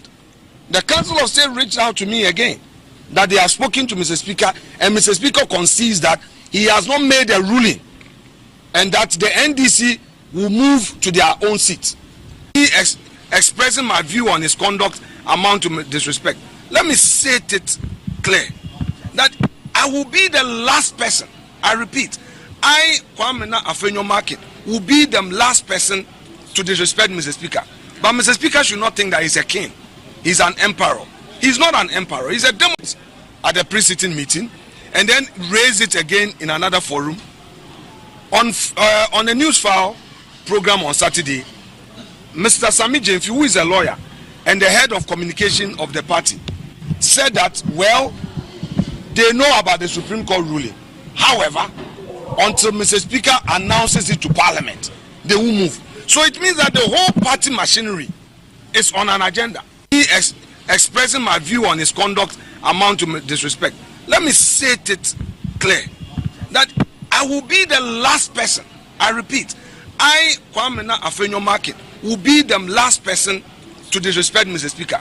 But Mr. Speaker should not think that he's a king. He's an emperor. He's not an emperor. He's a democrat.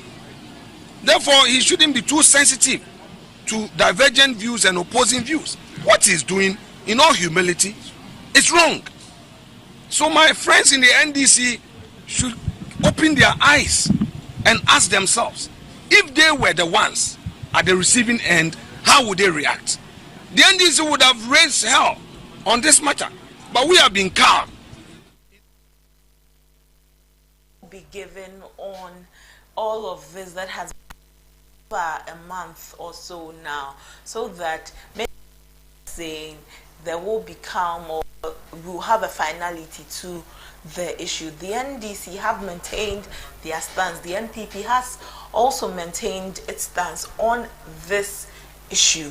Afenyo-Markin is the one who took the matter to the Supreme Court. He says that he knows many have tried to get in touch with Speaker. However, Speaker has not relented on his stance about what he declared in Parliament. Well, today when the court sits, we'll hear what the court will do when it delivers its interpretation on Article 97 of the Constitution.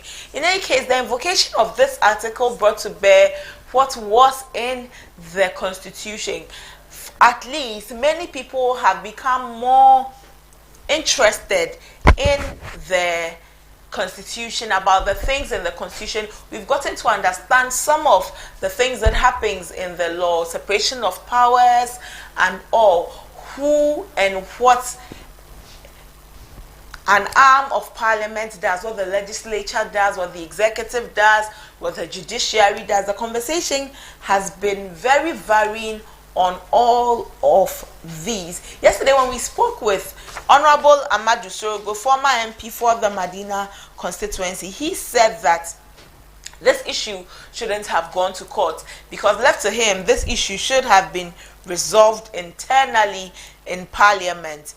And he felt it was very unnecessary that the matter was taken to court, because he believes that this matter has got to do with parliamentary procedure. It really hasn't got to do with interpretation of the Constitution. Yesterday again in our conversation, he felt the judiciary was also intruding too much into the work of Parliament, and said that this intrusion, as he stated, does not help our democracy as a people. And he also had something to say about Honorable Afenyo-Markin. He said that Honorable Afenyo-Markin should take his time and learn, and that he is too arrogant. And I state what he said.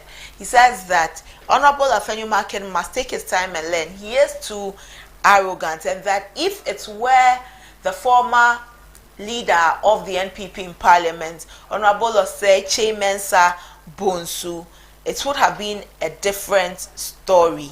It would have been a different story. We also spoke with Dr. Frederick Odro, who said that today the court will take a decision. We may not agree with the court, regardless of where we stand as a people, but we are bound by the law to abide by it. Let's have conversations on this matter that is in court today, when the Supreme Court will give a verdict on it. Clement Akolo is a communications officer at the Parliamentary Network Africa. We've been having some conversations with him about the Supreme Court, about Parliament, the declaration of these seats vacant and the matters arising on it. Let's have a conversation again today. Clement, good morning. We are grateful for your time. Hello, Clement Akolo. Good morning. Yeah, good morning. Thank you. Today, how prepared is Parliament to handle the potential ramifications?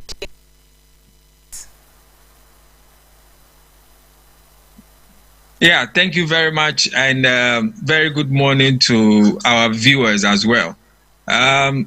We think that we are all ready, all ears, ready to hear what the Supreme Court will say about the controversial or contentious Article 97, 1, G and H, the interpretation they will put on it.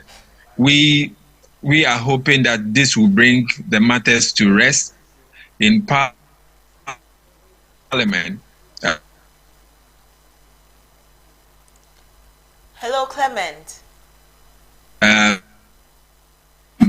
Not oblivious of the fact that even with the interpretation. Hello, can you hear me? I can hear you now, sir. Please go on. All right. So we are saying that we are not oblivious of the fact that just the pronouncement on the interpretation may not be enough, just enough for the right environment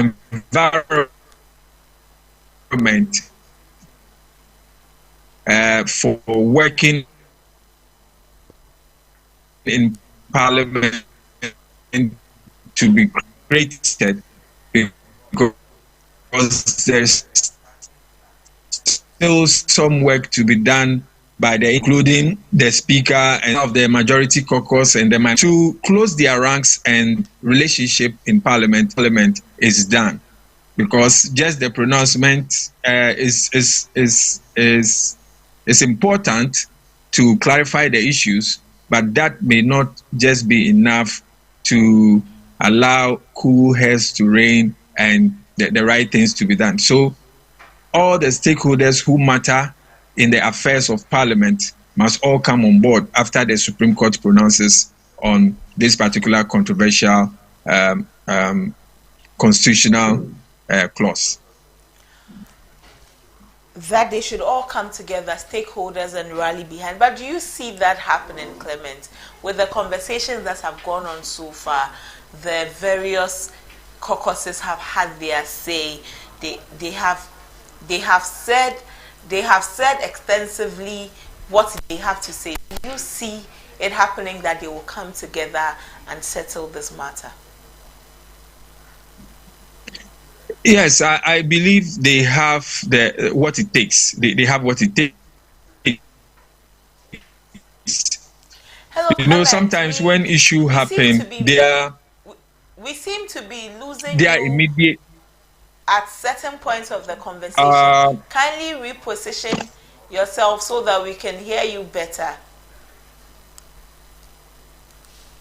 Okay. Yes. So we are speaking. Is it better now? No, it's not. Clement, since we are on Zoom, rejoin the conversation so that we can continue it. Can I continue? Hello, Clement. So, are you suggesting I should go? Yes. You can't hear me. I'm suggesting that you rejoin the conversation. You rejoin the Zoom so that we can pick up the conversation from there. Exactly. So I'll rejoin. Thank you. So we are speaking with Clement Akolo. He is a communications officer at Parliamentary Network Africa. This conversation about Parliament. Today, the Supreme Court will give its verdict on Article 97 Clause 1. Clement says that all stakeholders must come together and then we see the way forward. And I'm asking if indeed we'll see the stakeholders coming forward, seeing as the two caucuses have entrenched stance when it comes to this matter. The flag bearer for the NDC says that this matter is a political matter. It has to be settled politically. Former MP for Medina, Amadou Sorogo, says that this matter should have been resolved internally in Parliament. It shouldn't have gone outside of Parliament, otherwise you were inviting other arms to interfere in the work of Parliament. So these are some of the conversations that have gone on. One side of the divide believes that it should be handled in a certain way. The other side also believes that it must be handled a certain way. If today beg your pardon, when the Supreme Court delivers its verdict or its ruling, its interpretation on this, are we going to see the two major groups come together and decide that they're going to, this is the way forward? Are we going to see that? How is it going to affect Parliament's business? How is it going to affect government's business? These are some of the conversations that we ought to have. These are the questions we are raising. That's why we are speaking with persons like Clement Akola to understand how Parliament can come together and forge a path forward. Clement, you are welcome back. Thank you very much. Yes. I hope it's better now. It is better, thank you. Like I was asking, you said that stakeholders must come together and move forward. As it stands, these two parties have taken entrenched positions. Will they be able to come together and move forward? Yes, I think that they should be able to come together and move forward because of the responsibility that has been placed on them. They are supposed to come together when it comes to, or it matters for the national interest.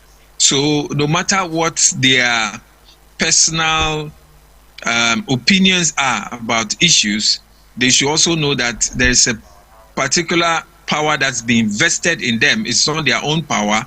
It's coming from the people who have vested this power in them to do a particular work for the nation.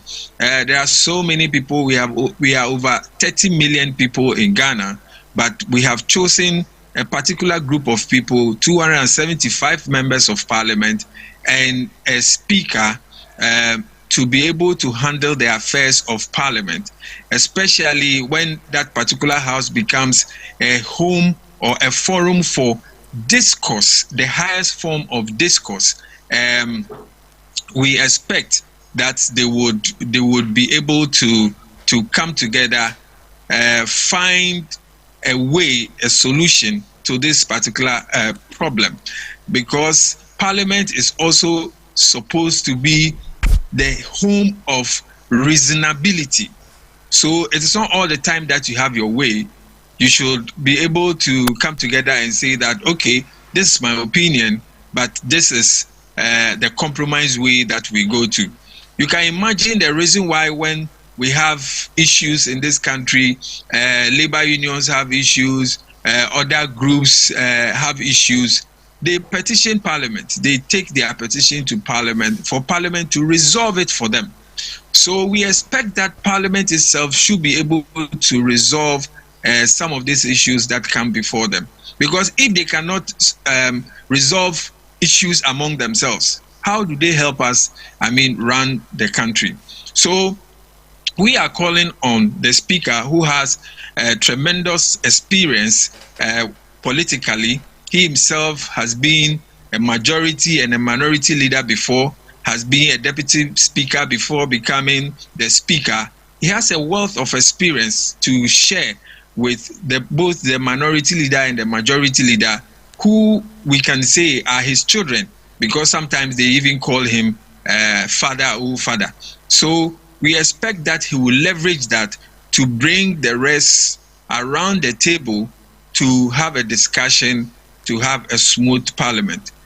As we continue to stress, we are saying that the legal issues may not be enough.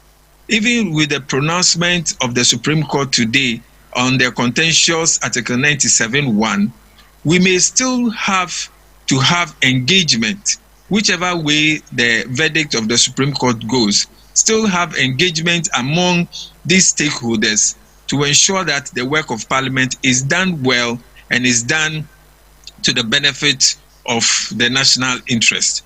Because the legal issues may not just resolve some of the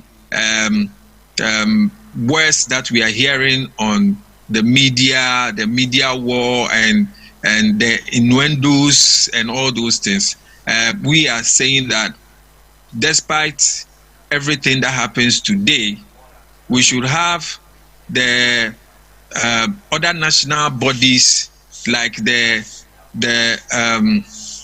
Council of State, the Peace Council, and all those well-meaning organizations and governance institutions to try to have engagement with Parliament, the Speaker, the leadership, to ensure that from here we have a smooth sailing for Parliament going forward. From here we have a smooth sailing. However, many have raised concerns that Speaker's posturing is not one that is inviting, that his posturing is one that is entrenched. He's decided that this is how he's going to go, and then he is towing that path judiciously. Honorable Afenyomarkin mentioned that he's tried to no avail reaching the Speaker to have conversations on these. He mentioned that there are some prominent chiefs who have tried to weigh in on the conversation, but Speaker's posturing is not one that has been inviting. If all of these are anything to go by, do we think that this consensus we are talking about, this compromise you are mentioning, will be reached?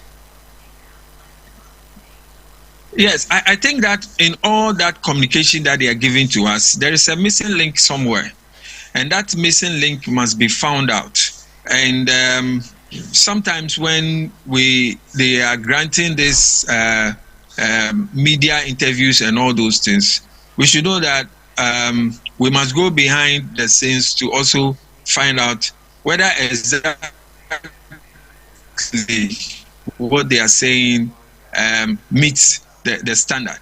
Because we remember, I've also heard Honorable Afenyomarkin make that indication that he has tried to reach the Speaker to no avail and all that. And you will also reckon that there has been some media pronouncements against the conduct or the body language, as you mentioned, of the Speaker and all that.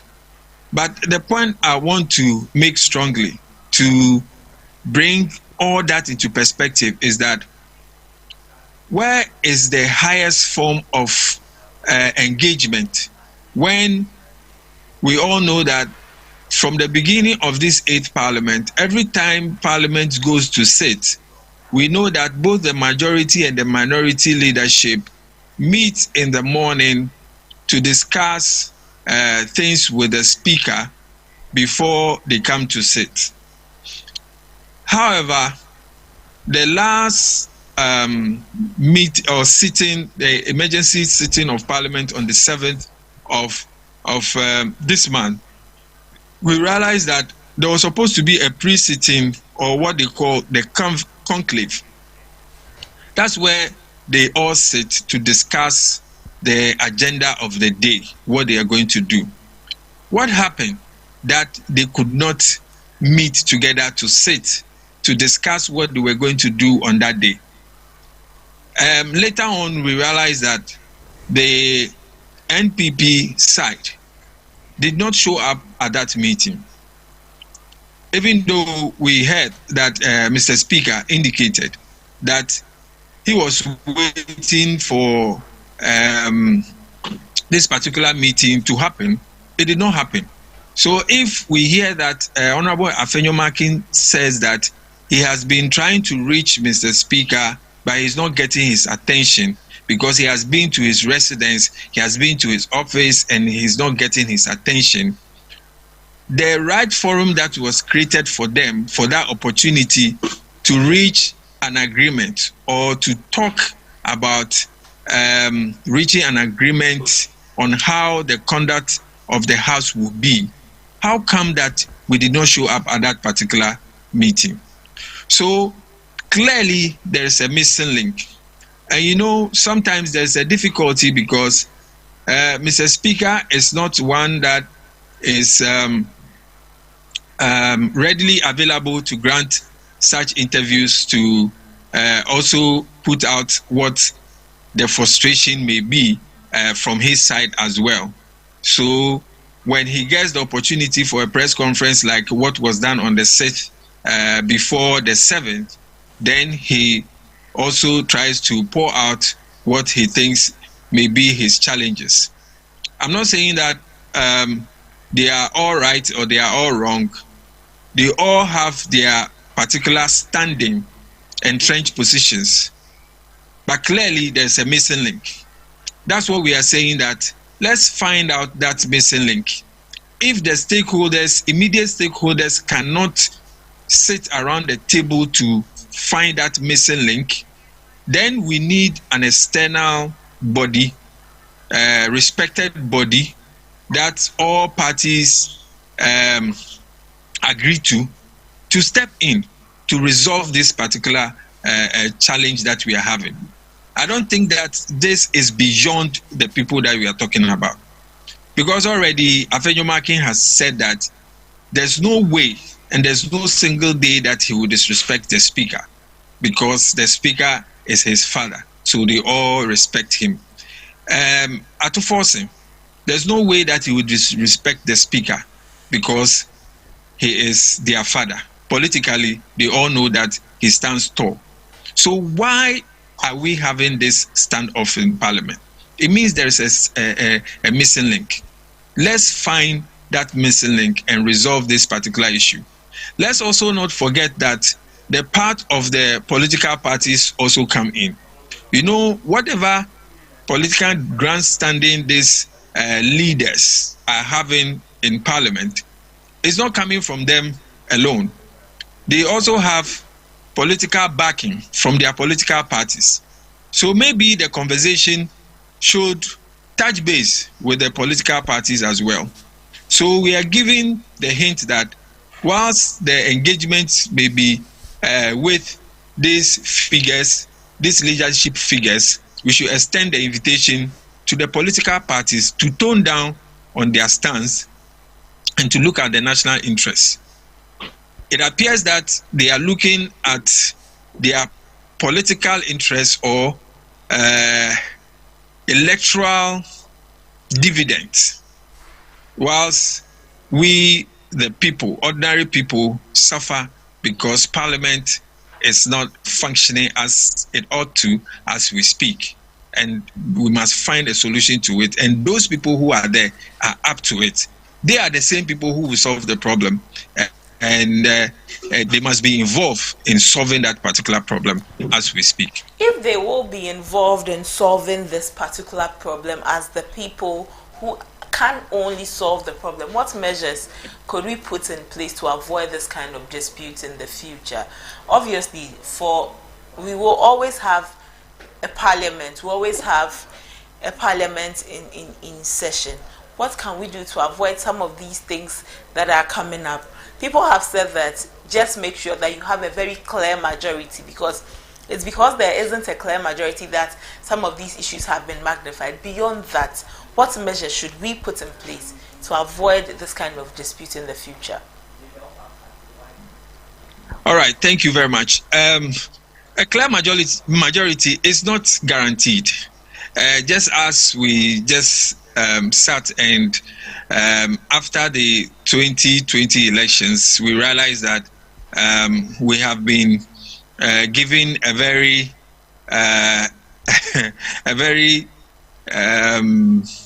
what word should I use for this parliament? A very unique parliament where the two major political parties, that is NPP and NDC, have 137 apiece, with a controversial independent candidate as the only arbiter between the two of them. So it means that it can happen again at any time. And what we should be thinking about is not to wish away such possibilities, but how do we prepare ourselves to deal with such possibilities? Is it impossible for us to work in this particular environment where we have a hung parliament? No. If we allow this opportunity to go, it means that we are not learning. You see, our political leaders are not learning. they are used to the status quo of having a majority in parliament where they can lord it over the other side, which is the opposition side or the minority, and have their way all the time.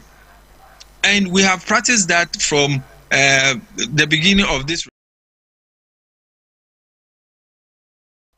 And the 8th Parliament presented us with something new, and now we are struggling at it, and we are saying that this is not the best to go.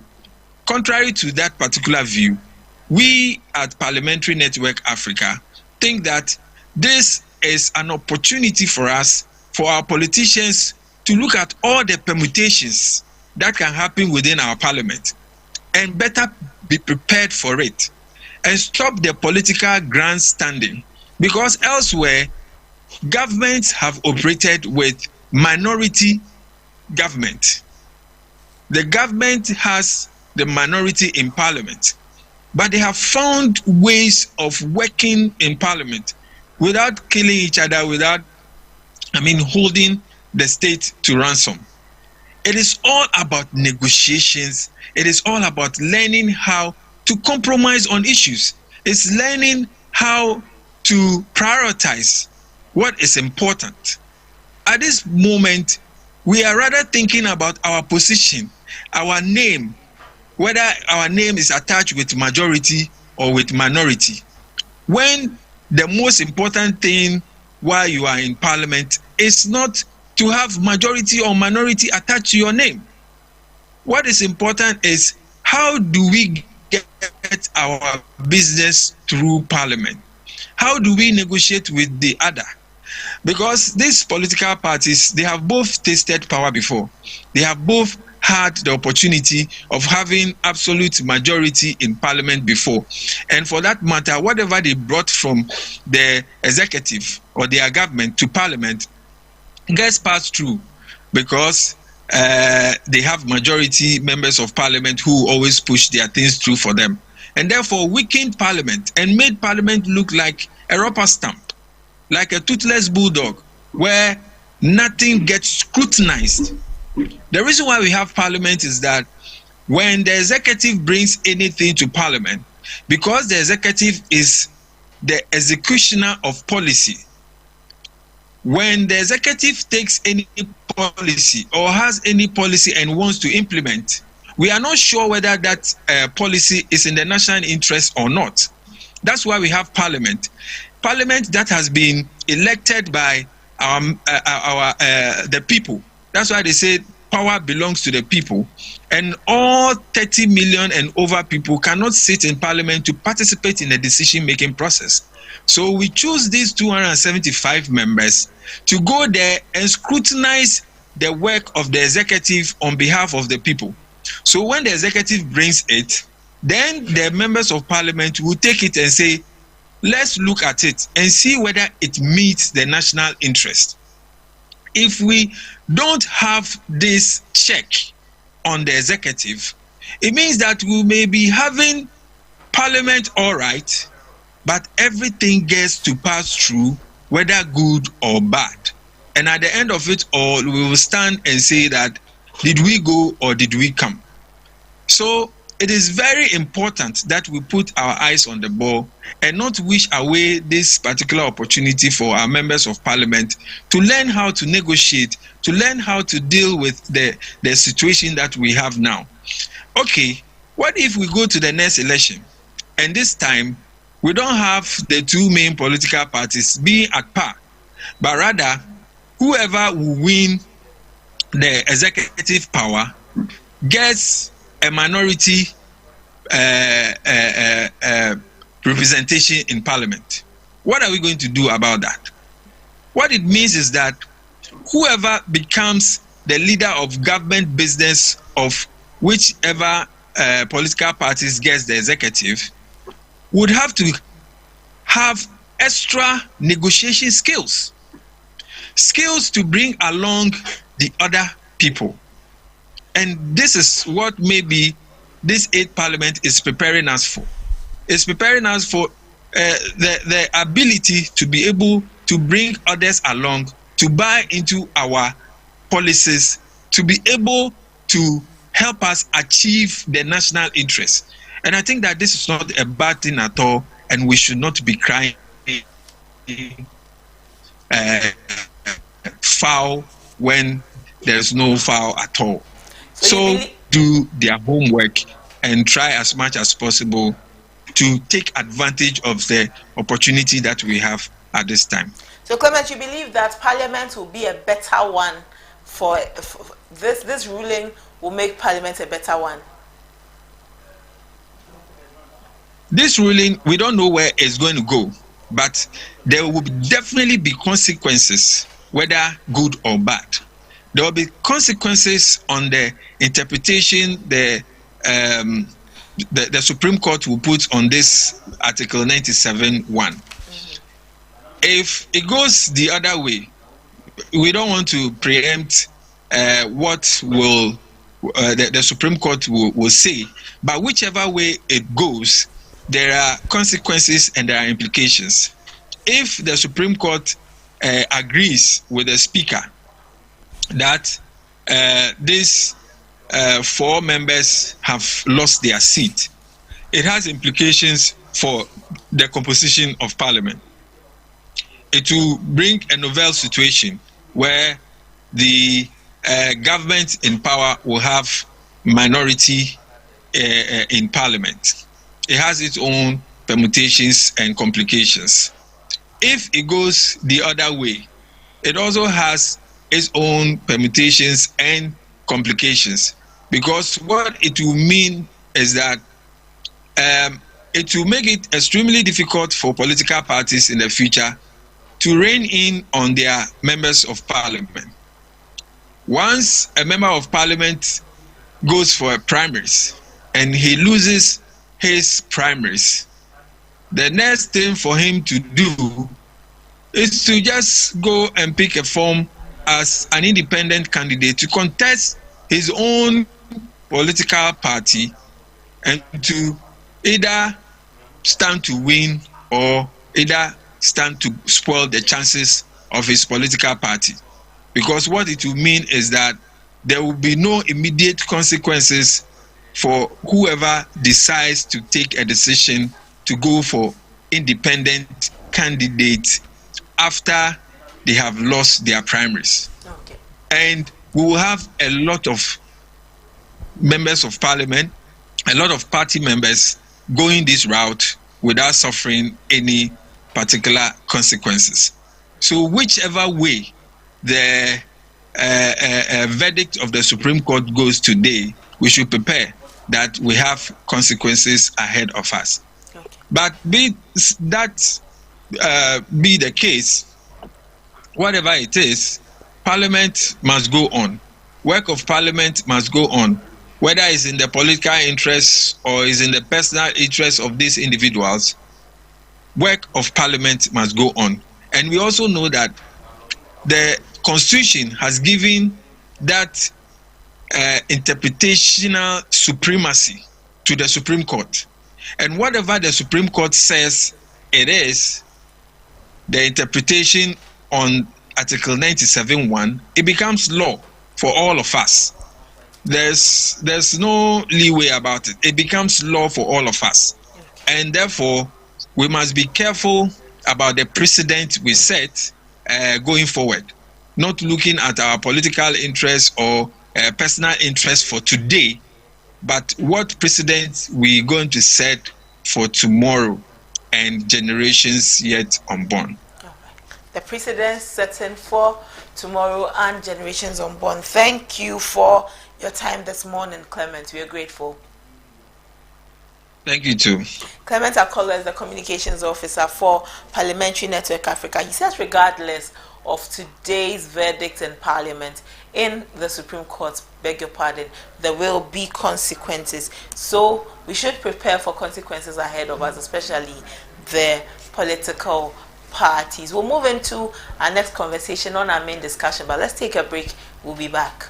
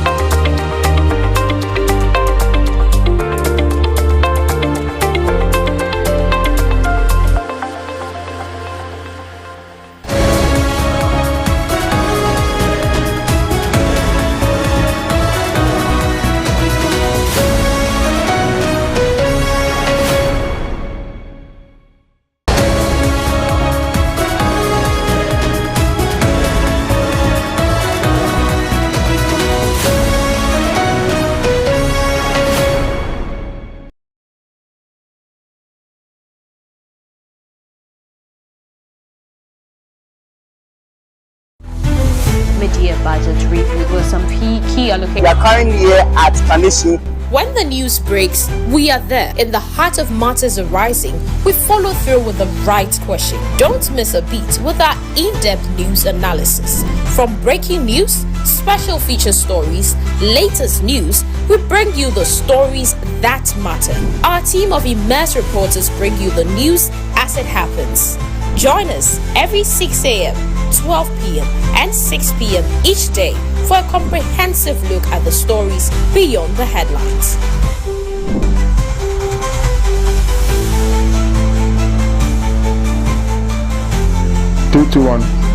You're watching ABC News GH. ABC News GH, your trusted source for news.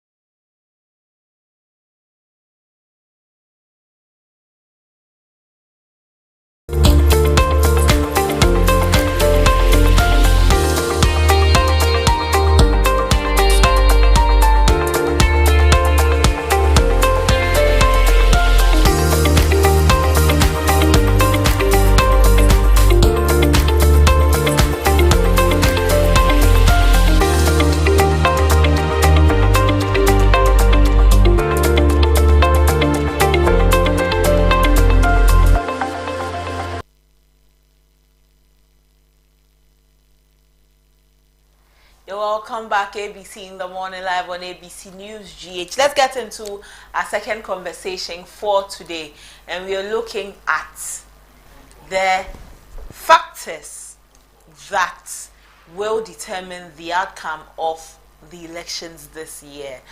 Per the IEA, free SHS and the economy are among 6 key factors that will determine the outcome of the elections this year. And as we gear towards the elections, many researchers and institutions are coming out with possible determinants for the outcome of Ghana's 2024 elections. In a recent development, the Institute of Economic Affairs has outlined 6 key factors that will determine the results of the 2024 general elections in the country. Social media posts on November 11, the Director of Research at the Institute, Dr. John Kwache, named the key factors as the economy, illegal mining, galamsey, corruption, nepotism and cronyism, LGBTQI issues, and free senior high school program. These will be some of the factors that will affect the outcome of the elections.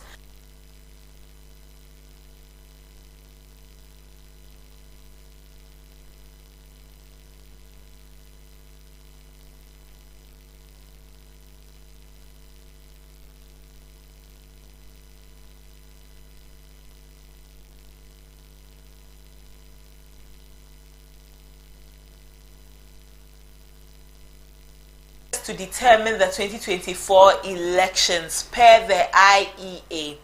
1. The economy. 2. Illegal mining, galamsey. 3. Corruption.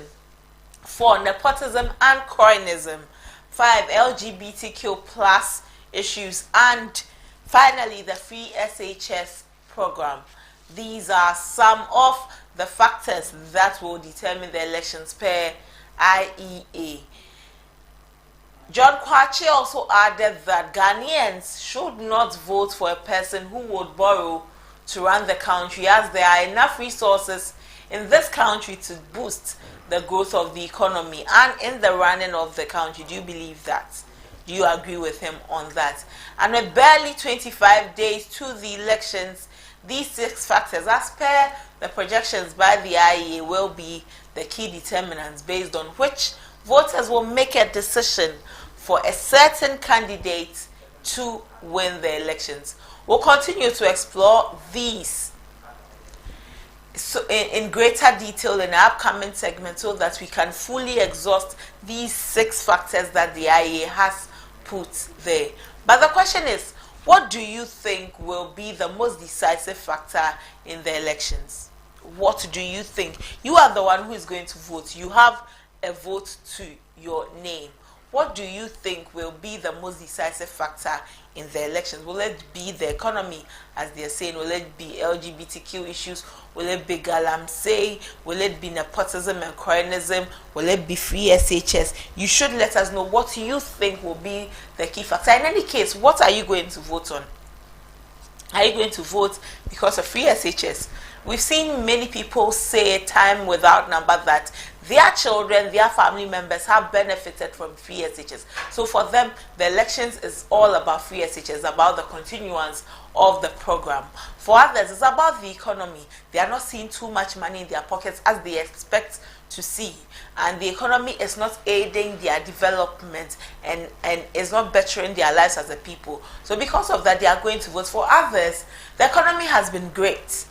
And for that, they will vote during the elections. For others, about LGBTQ plus issues. That's why when the candidates come, they ask them questions about their stance on it. They will listen to the answers of the candidates, and because of that, will go to the polls and vote for themselves who will become the leader of the nation. For another, it's about galamsey, our water bodies. The poisoning of our water bodies by these illegal miners. They are looking at how the government is addressing the issue, how the various candidates are even addressing the issue through their campaigns, and based on that, they will take a decision. These are some of the ways people are deciding to vote. For another, it may be about corruption, about nepotism, about cronyism. All of these are issues that will affect people and also determine where their votes will go to. It will determine where their votes will go. Where is your vote going? These are some of the factors that have come up. But today we are looking at free SHS and the economy. 2 of the 6 factors. We're exploring these factors, but in our subsequent conversations, we'll explore the other factors so that we can better understand. Joining us on a conversation on this, Kofi Tonto, who is the NPP Communications Team member. Let's have a conversation. Hello, Kofi. Morning. Good morning. My apologies for calling you Mark. Oh, that's fine. I mean, I think because of the famous Mark Tonto, the name invigorates that spirit, so it's okay. Thank you. Thank you for joining us. Sure. Let's take your reaction to all of these projections. IEA says that 6 factors will determine the outcome. IEA has mentioned economy, free SHS, LGBTQ, corruption, nepotism and cronyism, has mentioned that amongst all of the factors. Let's take your reaction on all of these projections. Okay, so where do you want us to start from? Because there are several reasons. Yes, so give us your reaction. There have been projections all over about the things that will determine the outcome of the elections. You have seen them as a political party, as a communications team member. How do you react to the various projections that have come from here and there? Today we are basing on IEA, but there have been projections from all over. How do you react to these? Okay, so I think as IEA even put out, the reasons for which people will vote are multifaceted. People have various reasons why vote for a political party. And then even the place, the location, or the region determines whether or not people will vote on specific issues. When you take people in the farming area, for example, cocoa farming area, for example, they will vote based on their economic state. As a cocoa farmer, how many bags was I able to produce? How much am I getting per bag? Is that value for money for me or not? That is what the cocoa farmer is going to assess and vote based on. That cocoa farmer may even have multifaceted reasons. They may look at the value they are getting from cocoa. They may also look at education. as far as which party is offering them education, quality education, and accessibility for their kids. When you go to Greater Accra, people will look at various factors like economic reasons, mainly. So depending on the place, people will look at it. Then you look at religious aspects. People who are extremely religious may definitely consider the political party who's made a clear stance on LGBT, because majority of Ghanaians are against LGBT. So majority of Ghanaians will consider a leader who is going to, put his foot down to ensure that that practice does not become pervasive in our society. You see, even in the recent American elections, majority of Americans voted against LGBT. If you go and look at the reasons why they voted, the LGBT part was one of the reasons why Trump won. Because people feel like the LGBT group and its advocates are literally forcing their beliefs on the necks of people. And people are not happy about it. So even almighty America, Trump has said that the first thing he's going to do is to stop a lot of the LGBT advocacy in America. So it is not therefore surprising that Ghanaians are equally worried.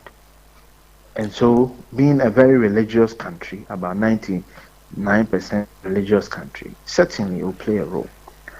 And I think he also mentioned free SHS. My sister, traveling across the country, I've had the chance to travel across the country at least 3 or 4 times, all over the country. Somebody in a certain part of Ghana, in a remote part of Ghana, may not be so vested in economics. They don't honestly care about the dollar to CD relationship. That person sitting there is looking at how his or her child will also get the opportunity to go to school in a city, get opportunity to grow their life and come to the village and build a house for them. So for them, they know their economic success path and they've mapped it. And the map includes their children. Seeing that their children can go to the cities, go to school, get the best of education, get the best of jobs, come back and support them. So that parent is looking at free SHS as that economic freedom agent for him or her. Okay. Kofi, so with these areas, you believe that the voters will decide on these who vote for your NPP? Oh, in these areas, the examples that I've cited to you. Look, I met a gentleman, even in Greater Accra. We went to a program, and Dr. Duchum came to do a presentation. After Dr. Duchum finished the presentation, 2 medical doctors walked up to me, and they said to me, Kofi, we came to this program knowing that NPP organized it. We are NDC people. We are medical doctors, but we are NDC. But I want to tell you that I'll vote for NPP because of the ideas and the solutions you have for education.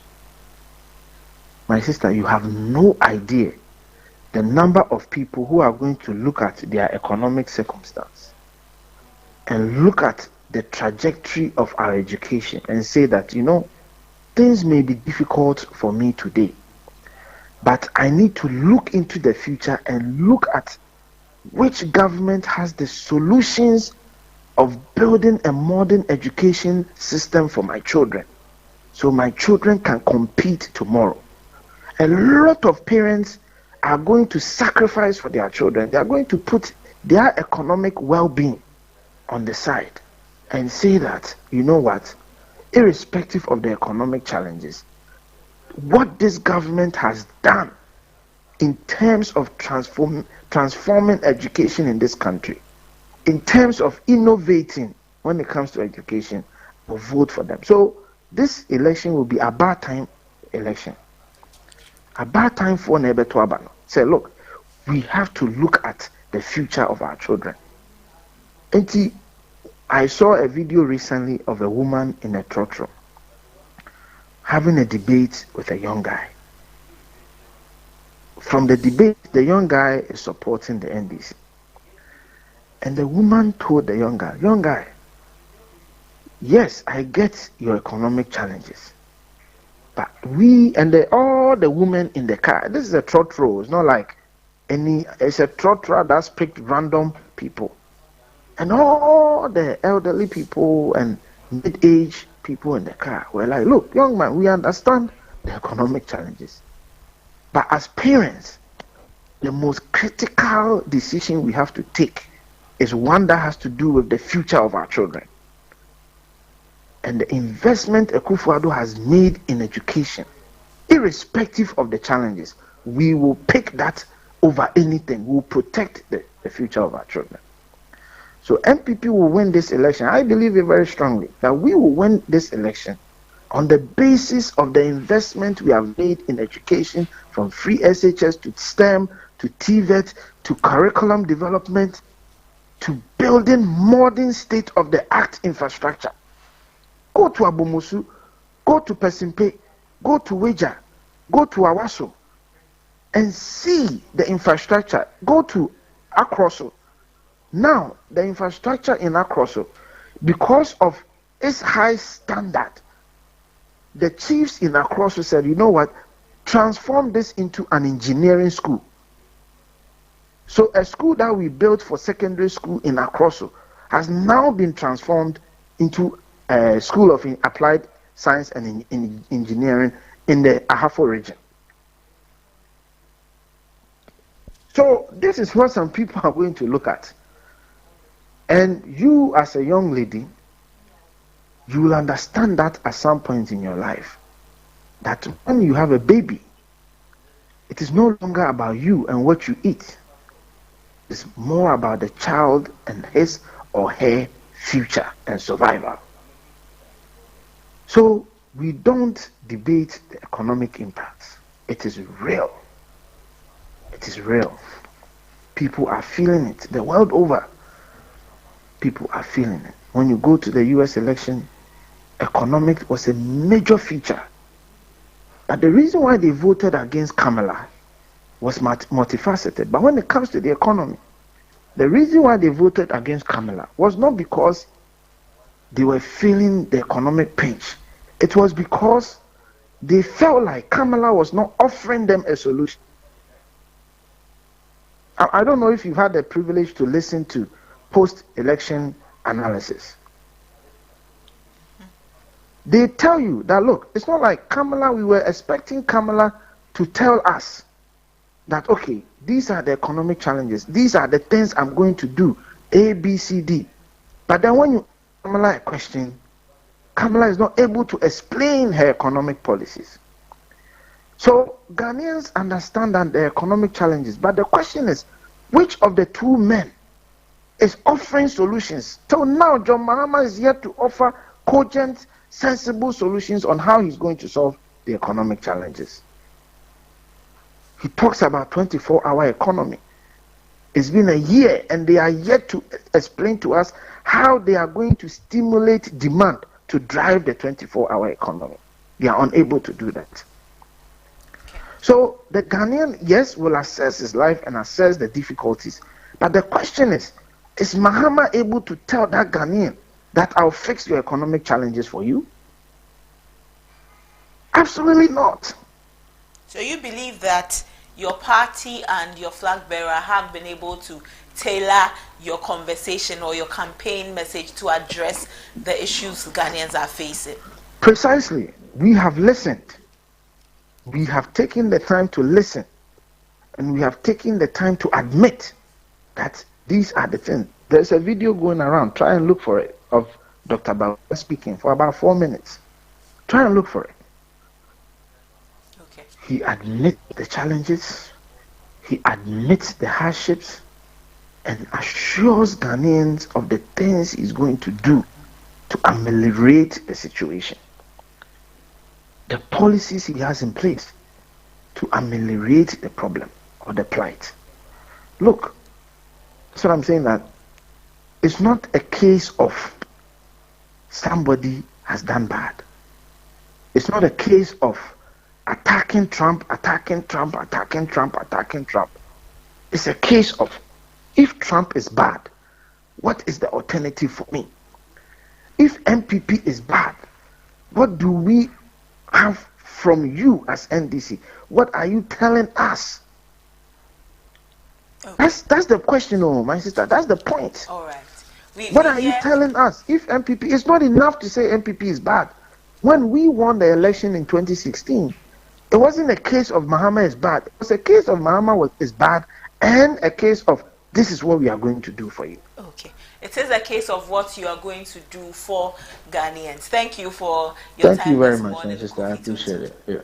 Kofi Tonto is an NPP communications team member. He says that the NPP have tailored their conversation and their campaign strategy to address the issues Ghanaians are facing, especially the issues that are going to be the determining factor for the outcome of the elections. He says it's not enough to say NPP is bad. The question is there an alternative to the NPP, a better alternative? He believes that the NPP is in a good place to take care of the Ghanaian people and believes that Ghanaians will be voting for the NPP. That's all for our conversation. Free SHS and the economy among 6 key factors that will determine the outcome of the 2024 elections, IEA says. We'll look at the other factors as we progress with our conversations over the weeks, and we'll see how far we will get to. But you as a Ghanaian, are these some of the issues that are going to determine the outcome of the elections for you? Free SHS, the economy, LGBTQI, corruption, cronyism, all of the conversations. Are these factors going to be factors that determine how you vote? That's it for the conversation. Stay with us. We'll be back soon.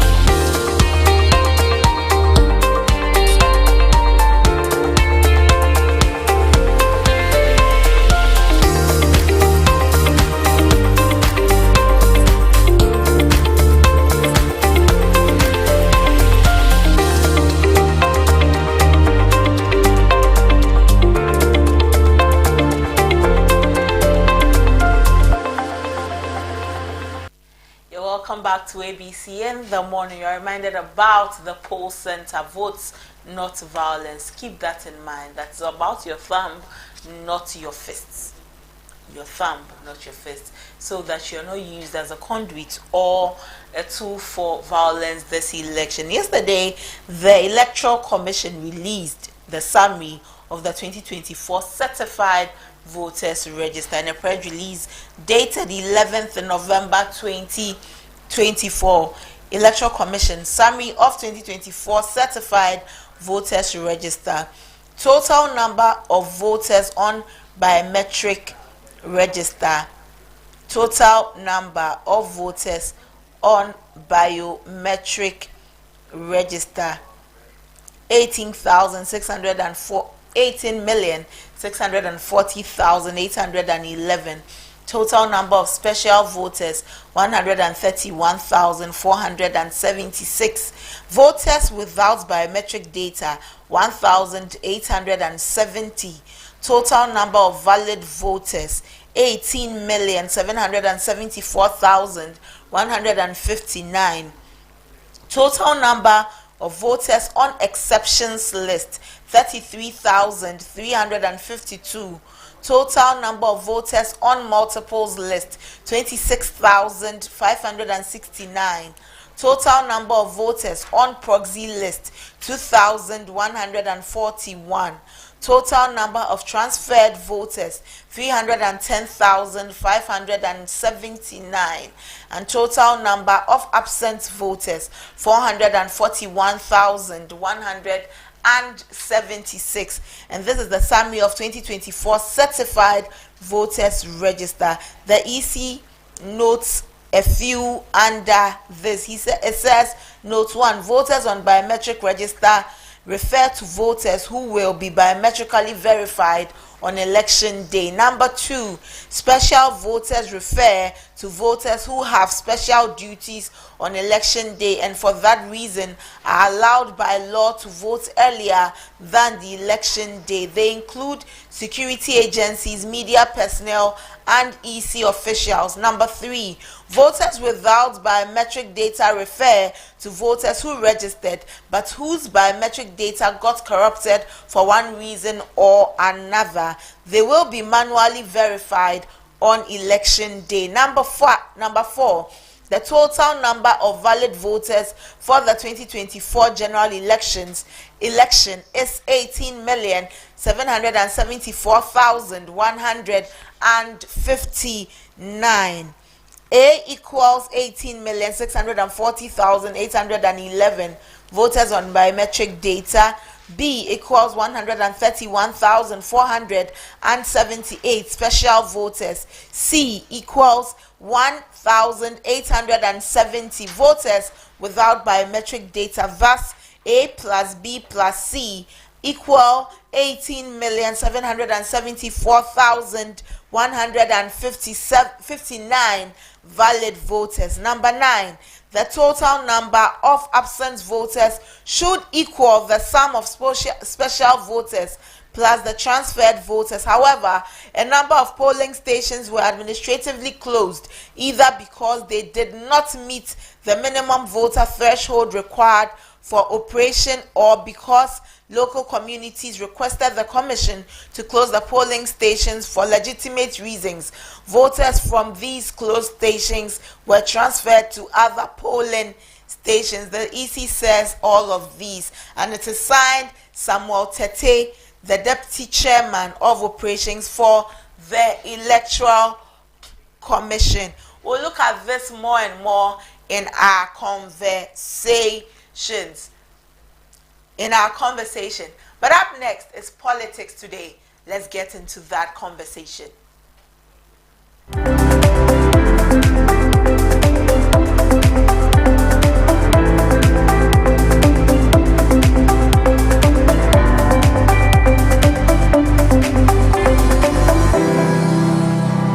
Politics Today this morning, Joanna Jan Kujo has been cleared to contest the Amenfi Central seat. And in a fortunate turn of events for the National Democratic Congress, the Secondary High Court yesterday cleared the NDC candidate for the Amenfi Central constituency, Joanna Jan Kujo, to contest the Amenfi parliamentary elections.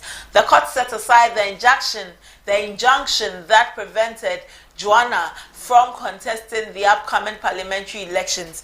The ruling, delivered on Monday, November 11, 2024, followed an earlier adjournment in the case where the NDC sought for the court to lift the injunction on its candidate and dismiss the substantive disqualification. This came weeks after the dismissal of an earlier application by an Accra High Court, in which the NDC sought to restrain the EC from printing ballots and the notice of poll in defense of Kujo's eligibility.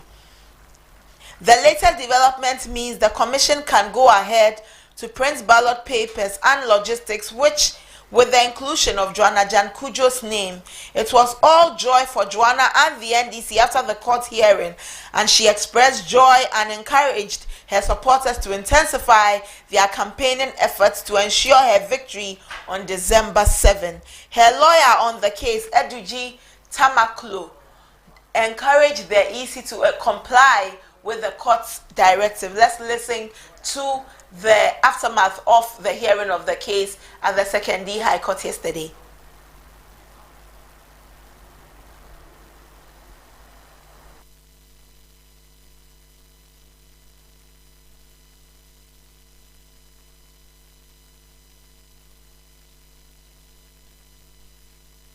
Now that the injunction has been vacated, Jane Mensah should do the right thing. I will say no more. Thank you. I want to thank the courts. I will say more. The Electoral Commission rep is in court. He is aware the court has vacated the injunction. The basis on which they disqualify Joanna Jan is based on the injunction order. Now that the injunction has been vacated, Jane Mensah should do the right thing. So that's Eduji Tamaklo, the lawyer for Joanna Jan Kujo. He says the EC should do the right thing now that the injunction has been vacated. So Joanna Jan Kujo and the NDC, good news for them. They will be on the ballot for the upcoming elections in Amenfi Central. We spoke with Dr. Tanko Computer the last time on this conversation. He said that they were so sure that the NDC was going to be on the ballot, and so they had not stopped campaigning in Amenfi Central. This comes as good news for them. We believe that they are excited that they too will be on the ballot as we enter into the elections. We'll have conversations with the NDC about this development, what it means for them, and whether they are confident of their win in the election. Looking at, we have just a few days to the election, we understand that they didn't stop campaigning, but how was the morale for them when they were not too sure about how the case was going to go in court?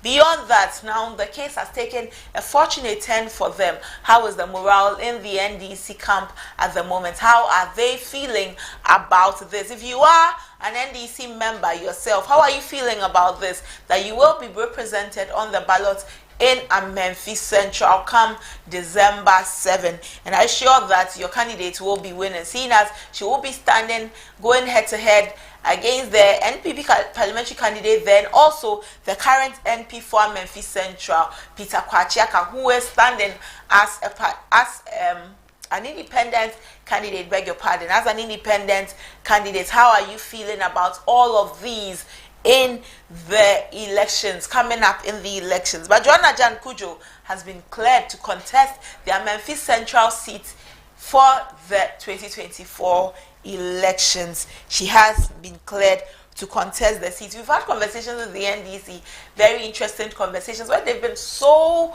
firm in their stance and in their conviction that regardless, they were going to be on the ballot. They were very clear. They said regardless of whatever injunctions were there that led to the disqualification by the EC, they knew that they were going to be on the ballot. And it has happened that way for them. They have said it and have manifested it. They went to court, and in fortunate turns of events, they are on it.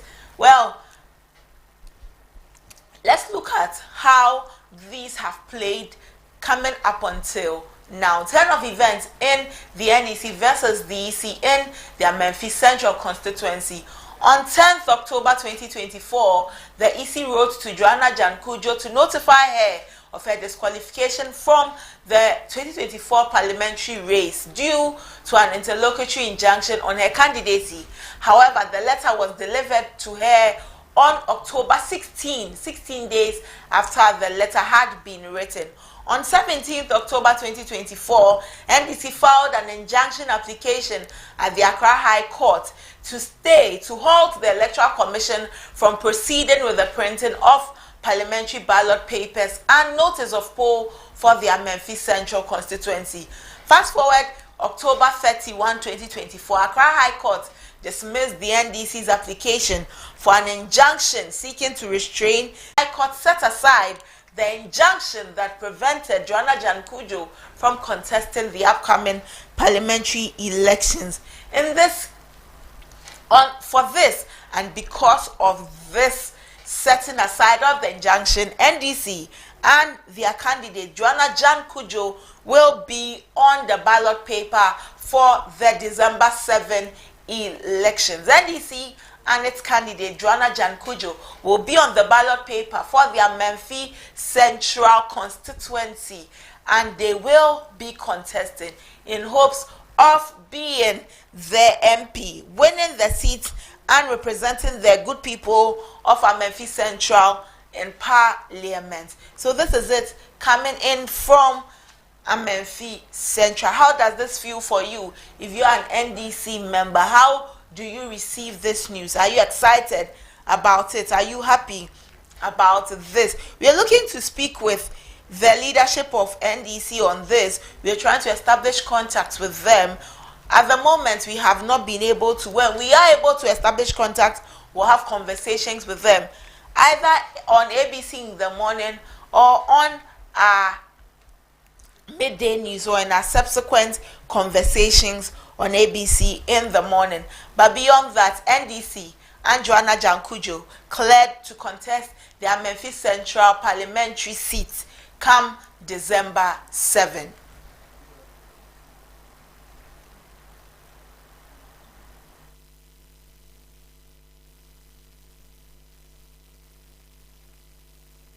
And the way I'm so happy, first of all, I have to thank God for everything that has happened today, especially also my new lawyers who came in to rescue me, because we've been going back and forth and everything, but this new lawyer stepped in to make sure that everything has gone well. And then we all know that sometimes people that your fathers or mothers were assigned to you, some of these people are the same people behind everything. So the things that we've been through, I cannot go into details, but what I can say that I thank God and all the NDC members, Memphis Central, Branch Executive, Constituency Executive, all the Western Region NDC people, in fact, Region Executives, and I want to say, what's your message to constituents who have been waiting to see you on the ballot box, so that, on the sheet of the ballot paper, so that they can vote for you? What's your message? What I will tell them that, as they know, say, the only one I did was we went for contest and I won, and God indeed has proven people wrong.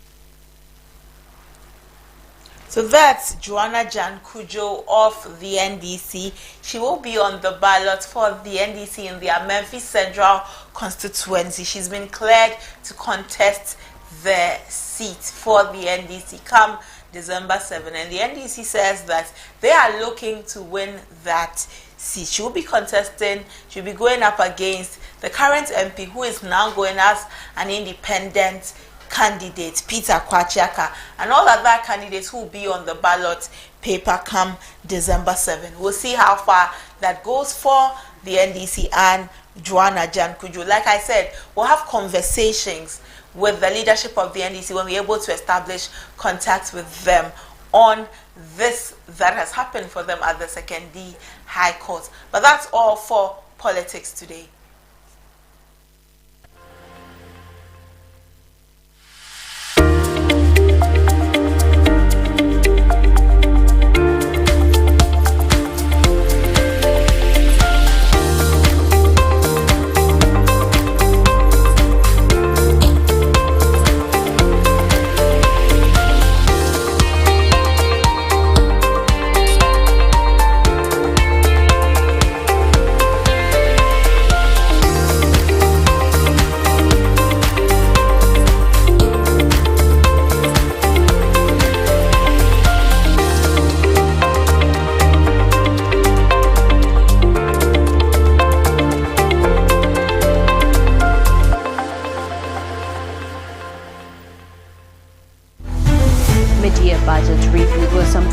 key allocation. We are currently here at Kanishi. When the news breaks, we are there. In the heart of matters arising, we follow through with the right question. Don't miss a beat with our in-depth news analysis. From breaking news, special feature stories, latest news, we bring you the stories that matter. Our team of immersed reporters bring you the news as it happens. Join us every 6 a.m., 12 p.m., and 6 p.m. each day for a comprehensive look at the stories beyond the headlines.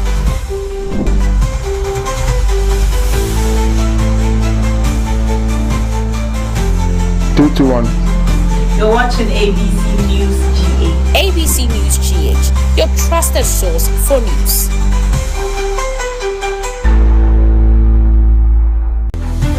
Media.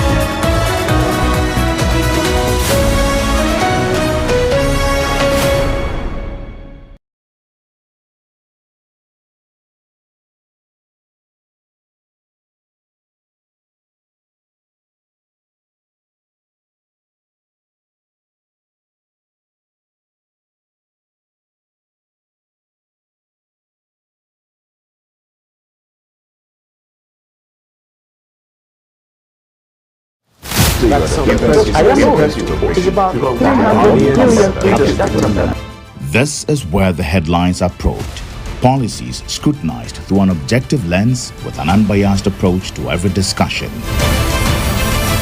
Key in to a series of pulsating conversations with the hard questions.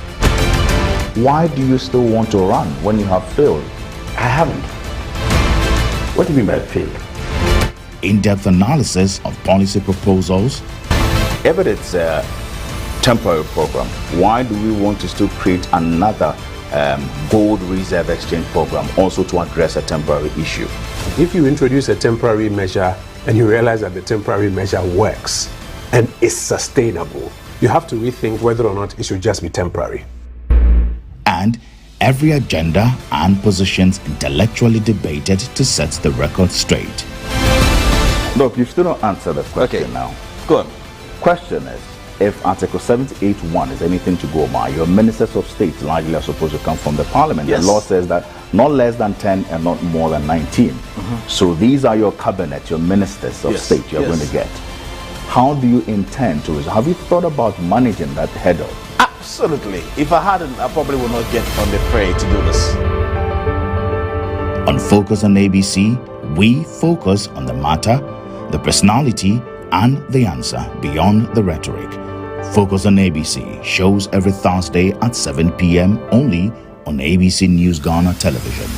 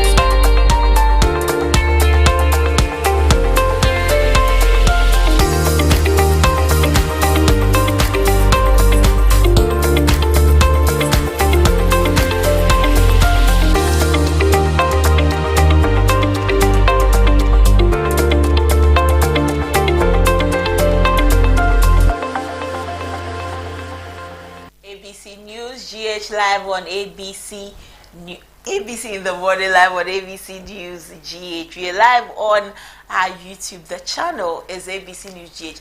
If you have not subscribed to our channel, what are you waiting for? Go on YouTube, look for ABC News GH, and subscribe to the channel. And after subscribing, turn on the notification so that anytime we are live, you are updated and notified that we are live. Our socials at ABC News GH _ and our website for all of the credible news and information you can only get from us. It's www.abcnewsgh.com. Also, the Post Center for all of the credible information you need. This is it for you, the Post Center here at ABC News GH. You should be looking forward to it. And at the Post Center, we say votes, not violence. Votes, not violence. It's your thumb, not your fist. Your thumb, not your fist. Don't be used as a conduit or a tool for any form of violence as we enter into the elections. Today, the 12th of November 2024, marks 4 years since the passing of ex-president Jerry John Rawlings, and his family the Rawlings Foundation and the Jerry John Rawlings family issued a statement, and let's read it to you on the passing of the 4th anniversary of the passing of ex-president Jerry John Rawlings. Today marks the 4th anniversary of the passing of President Jerry John Rawlings. We commemorate the 4th anniversary of the loss of the former president, who was a dedicated father, a dedicated husband, father, uncle, grandfather, and friend to millions in Ghana and across the world. Flight Lieutenant Jerry John Rawlings was a warm soul who dedicated his whole life to the ordinary people. He was an example of African patriotic leadership, committed to freedom, justice, and accountability for the ordinary man and woman. He emphasized Africa's need for leaders and governments that are genuinely committed to serving their people. As we reflect on the legacy, we recognize the profound impact J.J. Rawlings has had on Ghana's socio-economic recovery, her growth and development. Duty bound to the cause of social justice throughout his life, Jerry John Rawlings has indeed left an indelible mark in Ghana and Africa. His courage to stand against injustice and his strength to stand against the exploitation of our human and natural resources continues to be an inspiration on the continent of Africa. Jerry John Rawlings emerged onto Ghana's political landscape in 1979 at a time when Ghana was facing socio-economic decline. As a young Air Force fighter pilot leading a nation in crisis, Flight Lieutenant J.J. Rawlings understood the need to lead from the front, inspiring a new political awakening among Ghanaians. Flight Lieutenant Jerry John Rawlings remains the longest-serving leader of Ghana. He was head of state between June and September 1979 as chairman of the Armed Forces Revolutionary Council, AFRC, chairman of the PNDC from December 1981 to January 1992, and elected first president of the Fourth Republic from 1992 to January 2001. He is the founder of the National Democratic Congress. Jerry John Rawlings remains the people's man, a leader who gave his life willingly in service to the ordinary people. And this is issued by the Rawlings Foundation and the J.J. Rawlings family. And this is today as Ghana remembers Jerry John Rawlings 4 years after his passing, and that is that. So this is updates coming in from the Supreme Court. Some updates coming in from the Supreme Court. The Supreme Court has ruled against Speaker of Parliament Alban Bagbin's decision to declare 4 parliamentary seats vacant, siding with the challenge brought forward by Majority Leader Alexander Afenyo-Markin. In Tuesday's ruling, the 7-member panel led by Chief Justice Gertrude Tokonu delivered a 5-2 majority decision in favor of Afenyo-Markin. Chief Justice Gertrude Tokonu noted that a detailed explanation of the ruling will be provided later. The dispute revolves around Speaker Bagbin's interpretation of Article 97 Clause 1 Subclause G of the Ghanaian Constitution, which he cited as the basis for declaring the seats vacant. And the move was met with legal and political pushback, with Afenyo Makin arguing that Gbagban had exceeded his authority by bypassing judicial review and denying the possibility of by-elections in the affected constituencies. The Supreme Court had previously issued an interim injunction to prevent the implementation of the Speaker's ruling.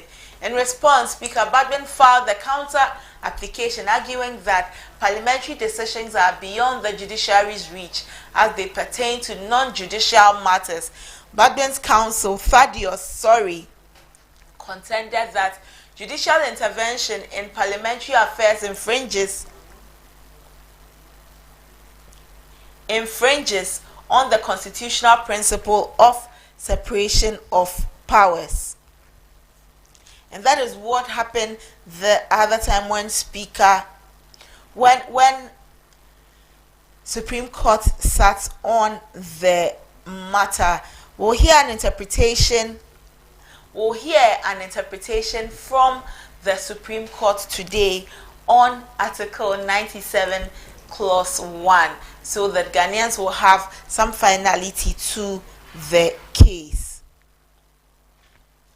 And that is it on that. We'll bring you more on this, so you should be stay tuned to ABC News GH, because we'll bring you all of the updates, especially on our website www.abcnewsgh.com. You don't want to miss out on anything. That is why we keep telling you to visit our website www.abcnewsgh.com, and also our socials. Interact with us there. Send us DMs. We will gladly respond to your DM. Interact with our socials at ABC News GH _. When you go on our socials, follow us, like the page, like our post. We'll be glad that you do that. Follow us, give us a follow on our socials, Instagram, Facebook, X, TikTok. Just interact with us. We'll be glad to interact with you here on ABC News GH.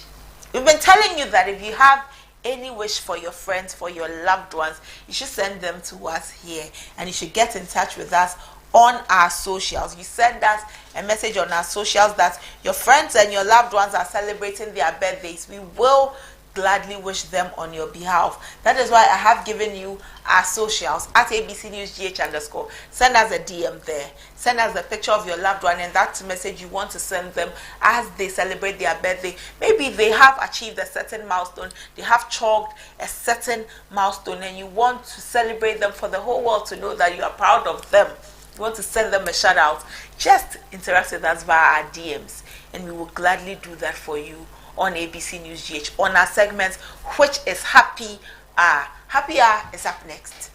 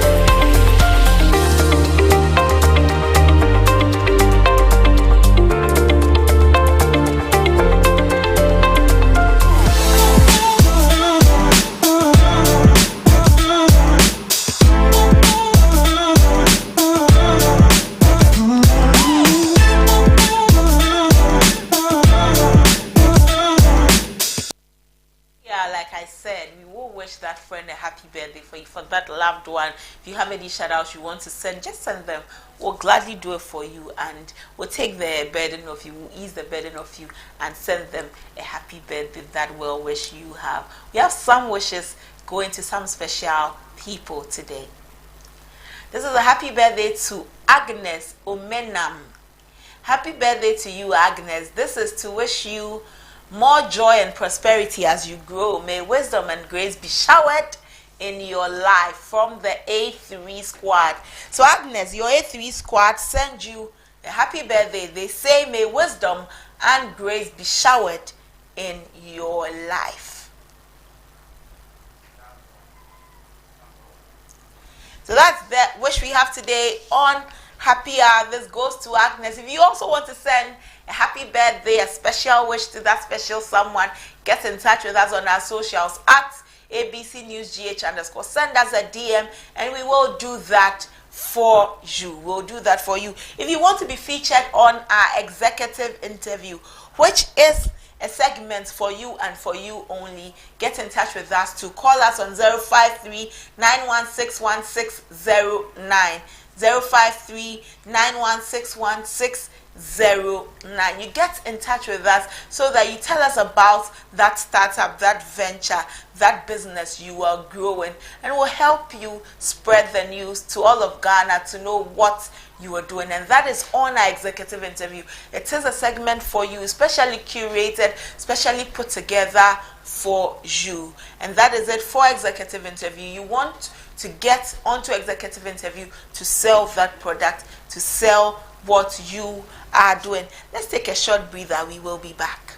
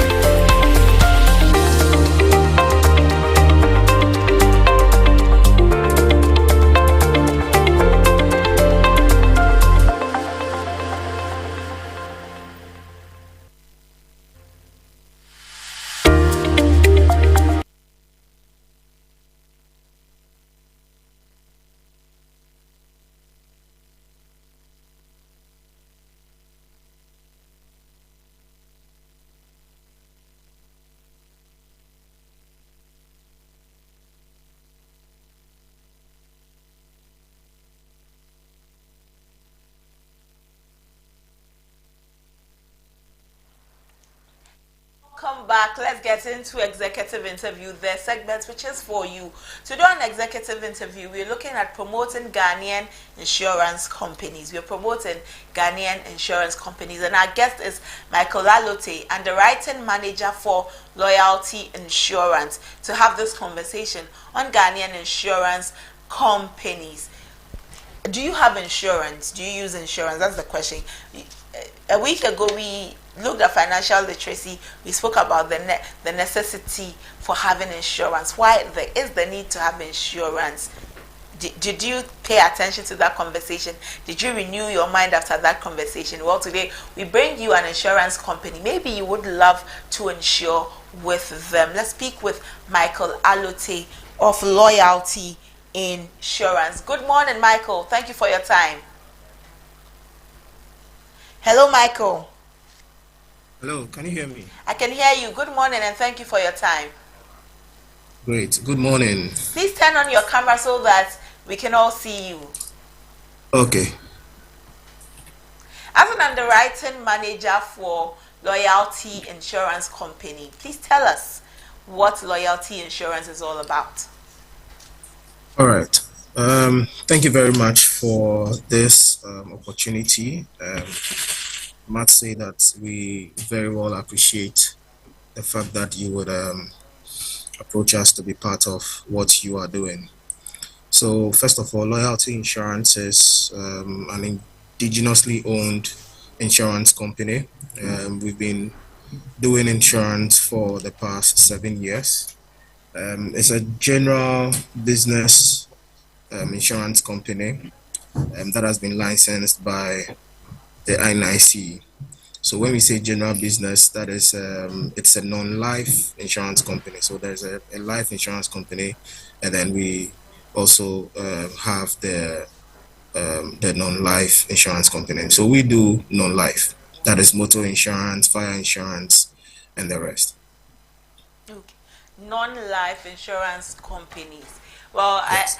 Motor insurance, fire insurance. Motor insurance means that a lot of people with their vehicles will have to come and insure with your company. Am I right? Yes. When should one have an insurance? When should one come to you to say that I want to insure my motor with you? I want to pick up any of the non-life insurance packages. Okay, so first of all, just to bring you up to speed on some of the importance or why you need insurance. So insurance is important because insurance is just taking up the risk that one is likely to face as you go about your day-to-day business and all. So insurance is just to give you that peace of mind so that you wouldn't have to pay out of pocket or wonder where you are going to get money from in case you should suffer a loss. So that's first of all what insurance is for. Then for the motor insurance, the Ghana law requires that one should have a minimum of a third-party insurance. So it is a legal requirement that before a vehicle should be on our roads or any public road, it should have a basic or a minimum of a third-party insurance. So that is why we have people coming in to insure their vehicles with us. Now, when it comes to motor insurance, there are three main types of motor insurance. We have the motor third party, which I mentioned is the minimum that the law requires that you have. What that offers is it protects you against losses that may arise as a result of your vehicle damaging other people's properties, be it their vehicle, be it their walls, be it their shops or what have you. It also covers for losses that your vehicle may cause other road users, be it pedestrians or basically that's it. So if your vehicle should knock someone down, be the injury, the death, and all of the financial losses that may arise as a result of that, the third-party insurance pays for that. Okay. So we're going to say something. What makes your insurance company different from the other insurance companies?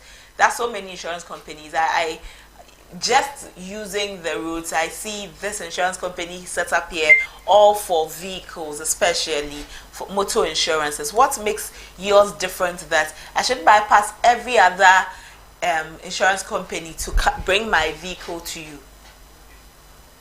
Okay, so Loyalty Insurance understands that the main basis of running an insurance business is to pay claims.